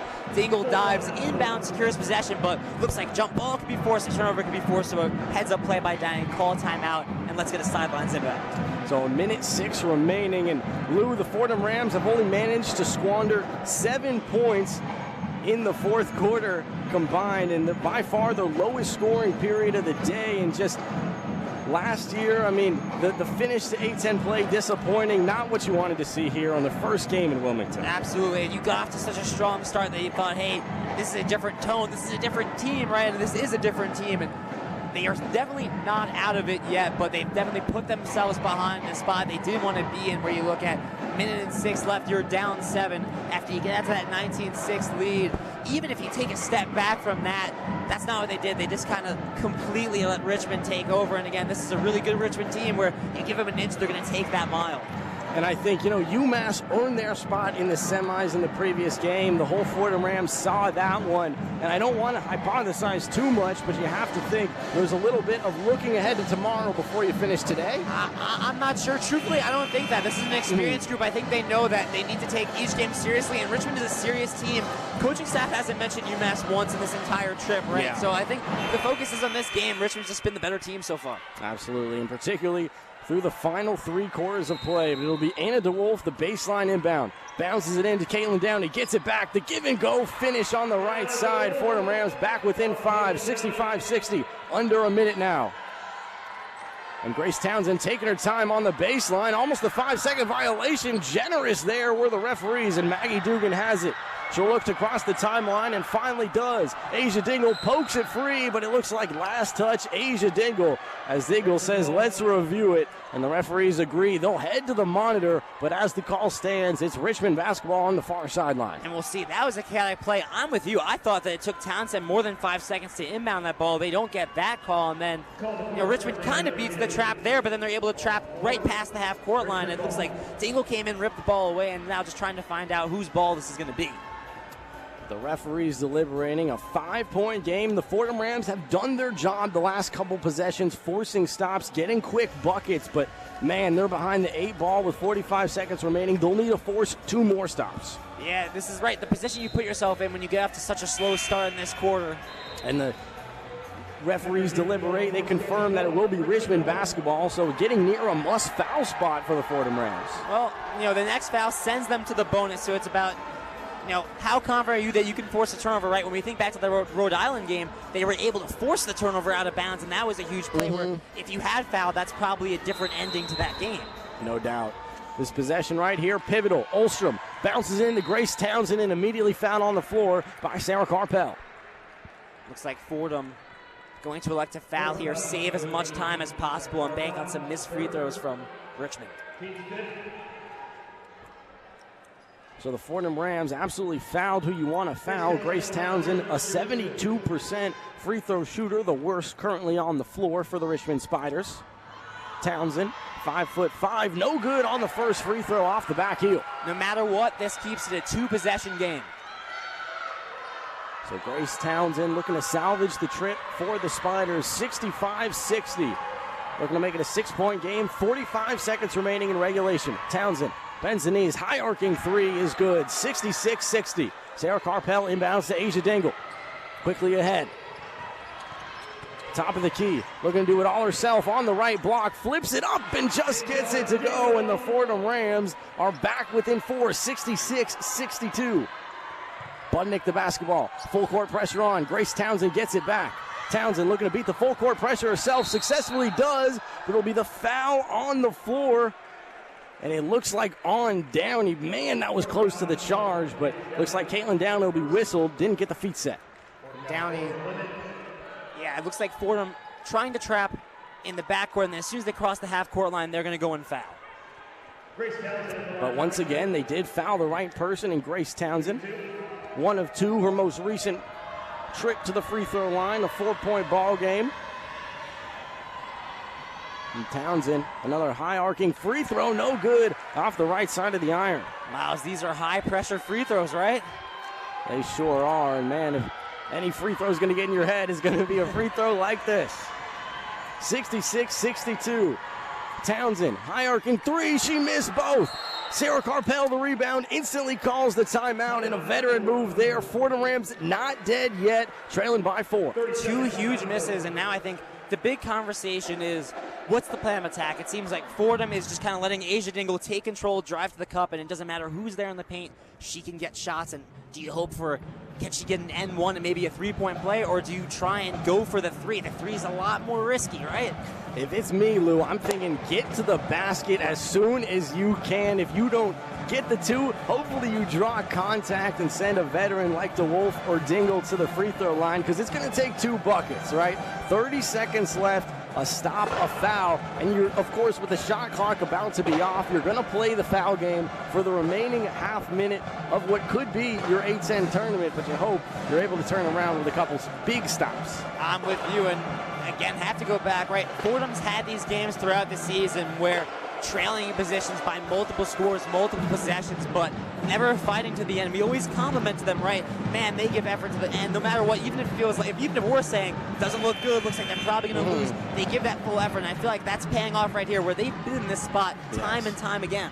Absolutely. In Richmond, you should mention no field goals the last 2 minutes and 45 seconds of basketball time. The Fordham Rams have been stout defensively when they needed to be. Absolutely. When it mattered most, right? They haven't been able to stop them all day, but when it's mattered most, they've been able to keep them within striking distance. So it'll be Sarah Carpel, the far side, sideline inbound for the Fordham Rams, trailing by 4. 30 seconds remaining. Caitlin Downey gets it on the left side corner, backs her way down, finds DeWolf, and the shot is blocked. Dingle the rebound, going back up with it. Grace Townsend, no whistle there. DeWolf will turn around, fire the 3, no good. Grace Townsend the rebound. Looks like Jada DePauw whistled for the loose ball foul, going for the rebound, and 2 more free throws for the visiting Spiders. DeWolf gets 2 looks. The first one gets blocked, the second one well short.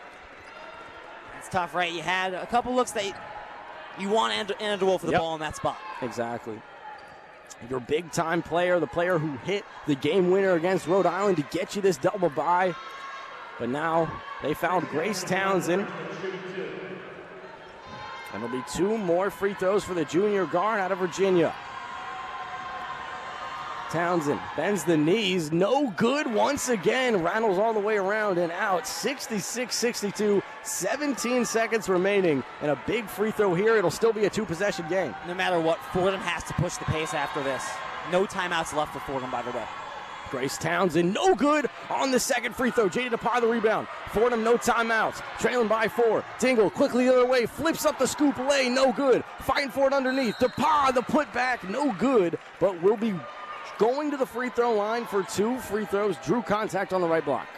Pressure on, you need to be perfect, and then if you can foul right away, 1 miss allows you a chance to tie this game. It's a long shot, right? Things have to go perfectly, but first it starts with DePauw. The line has to go 2 for 2. So Jada DePauw, the 86%er on the year. Fordham Rams trailing by 4. DePauw, good on the first. And Rams back to a 1-possession game, 66-63, 8.9 remaining in regulation. It'll be Jada DePauw to wrap up the trip at the free throw line. DePauw spins it into her right palm, flips it up and well short. Maggie Dugan the rebound and the immediate timeout for Aaron Roussel. Right, you needed both, and now you're hoping you can foul Townsend. Will they even leave Townsend on the court is the question. If you're Richmond, probably not, right? You'd think. I mean, she's the starting point guard, ball handler, usually want the ball in her hands, but in a free throw line situation, the lowest starter on the court percentage-wise, you got to think they might make a change. A 3-point game with 8.5 remaining, and it's going to be a lot of free throws over the next 5-10 minutes. Yeah, DePaul, you really feel for it. Nailed the first one, has a chance to cut it to 2, or then one free throw miss is a lot more likely than 0 for 2 at the trip for Richmond, and just can't get the second one too short. And then there's a scrum where Fordham almost gets the offensive rebound, and that would have been huge. But now coming out of the timeout, it'll be Rachel Olstrom, the freshman, on the far sideline for the Richmond Spiders, ready to inbound. 8.5 remaining in regulation. A 3-point deficit for the Fordham Rams. Richmond basketball. Olstrom getting close to that 5-second mark, looking for a teammate, and they'll get the timeout just in time. And for the second time in the fourth quarter, they've been so generous with the 5-second call. I don't know. I'm not saying I'm necessarily counting, but my internal clock, that felt like a 5-second violation to me. And just watching the far side referee arm tick, man, that was close. It really looked like Olstrom flipped it in and called timeout, or attempted to flip it in, whistled for the timeout afterwards, but the refs will deliberate. I don't think this call is going to change. I don't think so either. And now the important thing is neither side has a timeout. So for Fordham, no timeouts. That makes it really tough where if you get a rebound, like, you really have to just push the pace entirely. For Richmond, though, that means that they can't do another timeout like that. If they have another incident like that where 5 seconds they can't find someone to inbound, it's probably a turnover. Absolutely right. They won't have the bailout of the timeout, and the Fordham Rams can force a turnover in a similar manner if they can keep up that pressure. You know it's going to be tough. And if I were a betting man, I'd say Erin Russell's going to keep Townsend out there just because she's really the focal point of the offense. I feel safe with the ball in her hands. I will say he had Boone out there instead of Townsend. Townsend sat that last play out, so I don't know if they'll keep Boone out there again. It looks like it's going to be Boone. It does, sure does, and now they finally make the call. And Boone, the 64%er, I mean, a lateral move there for the Spiders, but they will make the difference, and their starting point guard, Grace Townsend, has checked off. It'll be Richmond basketball, 66-63, lead and the ball. Katie Hill finds Dugan, who's immediately fouled down low by Jada DePaul. Jada DePaul wanted the jump ball call. She won't get it. It'll be the freshman Maggie Dugan shooting 2 more. She's been perfect from the field today, 2 for 2. The good thing about Fordham is they only lost about a second there, fouled immediately. So 7.3 remaining in the fourth quarter. Richmond, a 3-point lead to shoot 2, and Maggie Dugan. Maggie Dugan, who started this game as a bench piece, a freshman looking to fight for minutes, has solidified her spot as a starter, one of the more explosive offensive weapons on this team. Now at the free throw line to cap off the Fordham Rams as the first free throw is good. 67-63 with Dugan, another opportunity at the charity stripe.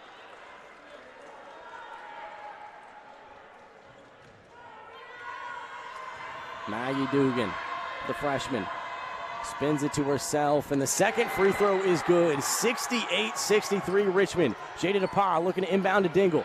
Finds Dingle. 5 seconds on the clock. Heaves it, draws contact, and it looks like, will she shoot? And the Fordham Rams will, I mean, they're a rate, so you'd assume she's not shooting 3. I saw the ref did a 3 sign, so I don't know. I think this should be shooting 3. And it's absolutely a tough call. Aisha Dingle knew she was going to get fouled and heave the 3, but they'll call the on-the-ground whistle. And, I mean, that's a game changer. A couple referees said a couple different things there, but the Fordham Rams will be the sideline inbound with 4.5 remaining, trailing by 5. You need a Hail Mary, basically. Sarah Carpel heaves it up to Jada DePaul, wide open under the basket. Puts it up, and the Fordham Rams are back within 3 now with 1.9 remaining in A10 tournament play. Gets it into Budnick, and the immediate foul with 1.5 seconds remaining. 68-65. It'll be Addie Budnick to shoot 2 for Richmond. This is the game right here. She makes a free throw, and it is over. As it stands, a 1-possession game. 68-65, but Addie Budnick looking to change that. Budnick, the 77.5%er on the year, bends the knees, flat-footed, and it's good. 69-65. It's a two-possession game with 1.5 seconds remaining in regulation. That's the game. And reality starting to set in for the Fordham Rams. Budnick bends the knees, good on both. 70-65. 1.5 remaining. Downey bounces it out of play, and that's how this one comes to an end. The Fordham Rams have been eliminated from the Atlantic 10 tournament, as you see a couple tears start to be shed. It's a heartbreaking end for a team that, man, this team is awesome, and you hate to see it go out like this. Gotta give credit to Richmond. Richmond is a fantastic team. They earned the 5 seed, and they play their butts off today, but this is a Fordham team. This core will graduate. You got to see Anna DeWolf, Asia Dingle, Caitlin Downey, all-time greats of the Fordham Rams. Meg Jonathan, Sarah Carpel have really left an impact on this program, and it hurts to see it go out like this. It genuinely does, Lou, and I can't lie, I'm in a bit of shock myself. I mean, this Fordham Ram team, some of the best players to ever grace the court for the Fordham Rams, Caitlin Downey, Meg Jonathan, Anna DeWolf, and Asia Dingle. You just don't make a lot of players like that. The senior core that's graduating is genuinely special, has made their mark on Rose Hill, and will not soon be forgotten. It's, even though the season ends like this, I think, you can look back in a while and talk about this is one of the most talented teams that Fordham's had in the last decade. When you look at the transfer that they brought in Jada DePauw, it's a heartbreaking end. And we'll now be joined by head coach Candace Green.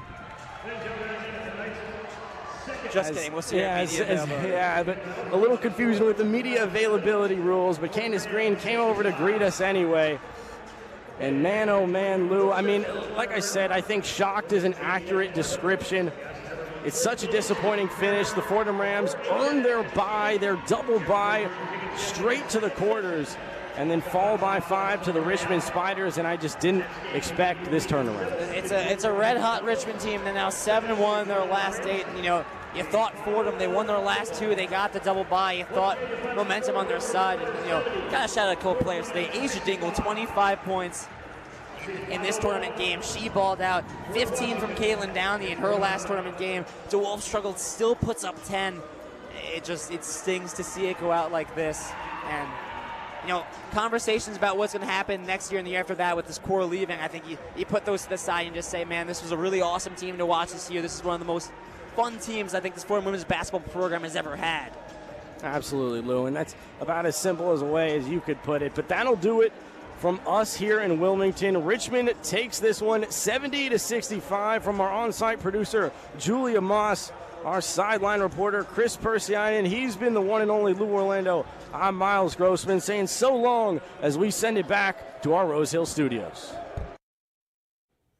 The one-on-one post-game report. Thanks, Miles. Welcome back into our Rose Hill studios for the one-on-one post-game report. I'm Andrew Gullotta.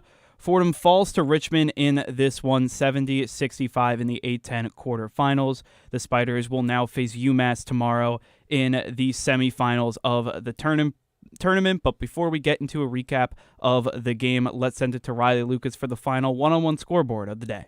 The one-on-one scoreboard. Checking in with who's moving forward in the A10, UMass came out on top 63-50 versus George Mason and will battle it out versus Richmond at 11. Later today, George Washington battles it out versus Rhode Island at 5, and St. Joseph's faces St. Louis at 7:30. The winners of these games will face each other tomorrow in the semifinals. Back to the top 25, Indiana secured the win against Michigan State with a score of 94-85. The Notre Dame Fighting Irish have turned things around and are now leading NC State 44-37, and the number 4 Ohio State Buckeyes go head-to-head with number 17 Michigan any minute now. In spring training news, the New York Mets are still trailing the Washington Nationals 10-6, and the Yankees are preparing to face the Detroit Tigers down in Tampa Bay at 6:30. With the one-on-one scoreboard, I'm Rilee Lucas.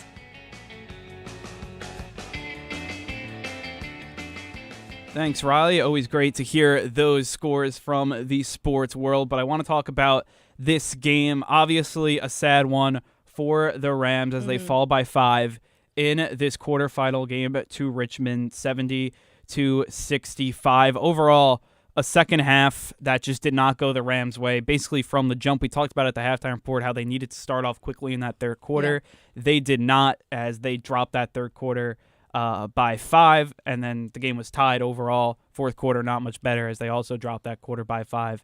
And just, a tough game for the Rams, but a game script we've seen before. They play really good for a period of time. They get out to a lead or they come back in the game, but then they can't put together a 40-minute period of great basketball. And in tournament play, that'll always spell disaster, and it did today. I mean, it definitely was not the outcome we wanted, Andrew.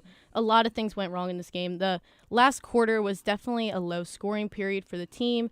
Anna DeWolf even scored just 10 points, which is not what she usually hits in a game.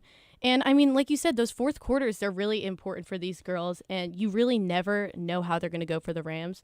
Like when they played Richmond previously this season, you notice they came back 30 points in the last fourth quarter and turned things around. So we kind of were sitting on the edge of our seats here hoping for that, but it just didn't happen. Asia Dingle led the way with 25 points for the Rams, and this entire game, she was 10 of 21 shooting for Richmond. Maggie Dugan had 20 points, shooting 7 of 17 from the field.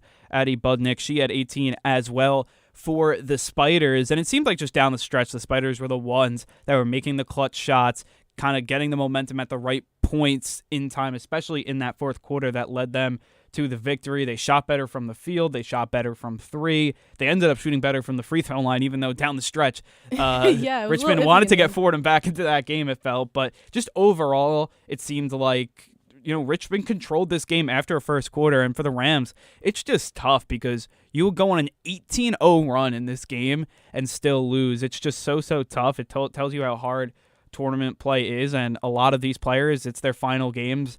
As, or at least maybe they go to the WNIT, maybe they not, but it's, the last time where you had a chance to go to win an A10 title, which is the ultimate goal, and they weren't able to do that. Yeah, a lot of people love this senior core, too, so I think it's very sad for us to let go of them. They're a great, talented group. I mean, you can't talk about a more talented group of seniors and fifth year grad students that you probably, I don't think you've seen, a group like this talent-wise. Exactly. I mean, you have Dingle, who's amazing defensively. She was named the A10 Co-Defensive Player of the Year. Anna DeWolf awards. There's just so many people who got decorated this season on this team. And despite this loss, we could still say that they've played pretty good this season. It's tough to lose, go 1 and done in the A10 tournament. It was just basically tough the season the way it ended. Even harder when it's such a close game. I mean, at the end, at one point, they were only trailing by 3. We really thought there could have been a possible turnaround. And to see it end like this with just a 5-point game is really hard. Yeah, I mean, just looking down the line, I mean, you would love to see more from Anna DeWolf, only 10 points, 5 of 18 shooting, 0 for 5 from 3. I think that's kind of the one area you can look at and she got some looks at the end of the game, just couldn't put them in the basket. Obviously, it's tough to see that in what possibly could be her last game as a Fordham Ram. I mean, you can kind of go down the list. I mean, Asia Dingle played a great game. Caitlin Downey played a good game as well, but just not enough just going through. Only, 2 or 3 Rams in double figures, but no one, you have Dingle with the huge game, and after that, it's just a huge kind of drop off from there, and just overall, just not being able to get it done. Only, from the free throw line, only getting 12 free throws, and in those 12 free throws, only shooting 58%. Like, that's just not going to win you basketball games. Yeah, and the thing about these Rams is that they are very dependent on their starting 5. Yeah. So if those starting 5 don't play how they normally play, things are going to go downhill. I mean, we see them 38 minutes, 39 minutes, 27 minutes, not much rotation coming off the bench. Strength in the bench would have really helped this game, I believe, but that just wasn't the case. Yeah, I mean, look, hats off to Richmond. They played a great game. They'll now, earn that chance to play UMass and try to play spoiler and try to do that coveted 4 games in 4 days, which is just so hard to do, to try to go to the NCAA tournament. But they're halfway there. I mean, just looking at this Rams season, just as we pull back a little bit before we sign off, a season that started out, in a tough way for this team, as, you had Coach Candace Green come in late in July, which is very, very tough to do for sure, and that kind of set the tone for this team, maybe in, the not correct way, but they came out, they responded in non-conference play, but it's just like down the stretch of conference play, it looked like this team just couldn't get it done enough. You thought that URI game maybe was a switch. Anna DeWolf hits a huge shot, to win that game and maybe kind of turn the momentum a little bit. Yeah, but they were able to force the turnover. I mean, a lot of things looked went good their during way. that game. Yeah. Yeah, and then, this game is kind of, similar, how you're able to go up, you then fall behind, and then in that game they're able to come back. This one, not so much. Mm-hmm. But, at the end of the day, this team, I think, in the fourth quarter, in those big moments, they've had trouble kind of, stepping through. And I do think that will probably, be the characteristic of this team, a team with a ton of talent, but just couldn't put it together for 40 minutes when it mattered most, I guess. Mm-hmm. Those fourth quarters, always very unpredictable for this team. I mean, they definitely were not able to get enough stops during the game. Yeah. Just like you said, a lot of things did not come out to play how they should have. But moving forward, I think they still had a great season. It was great to watch them play. We're going to really miss the senior core, I believe. And I'm personally excited to see what happens for them next year. Yeah, most likely, a little bit of a rebuild. But, we'll have to see what happens, kind of what shakes out. But obviously a lot of this senior core will be gone for next season. But I think with all that said, that'll do it for us in the studio. Fordham drops their quarterfinal game in the A10 tournament to Richmond 70-65. The sports director of WFUV is Bobby Chaffardini. The studio producers of today's broadcast was Pat Amaturo and Mike Calamari. Down in Delaware, our broadcasters were Miles Grossman and Lou Orlando. Our sideline reporter was Chris Persianen, with Julia Moss helping out on site. For Rilee Lucas with the updates, I'm Andrew Gullotta, telling everyone to have a great rest of your week.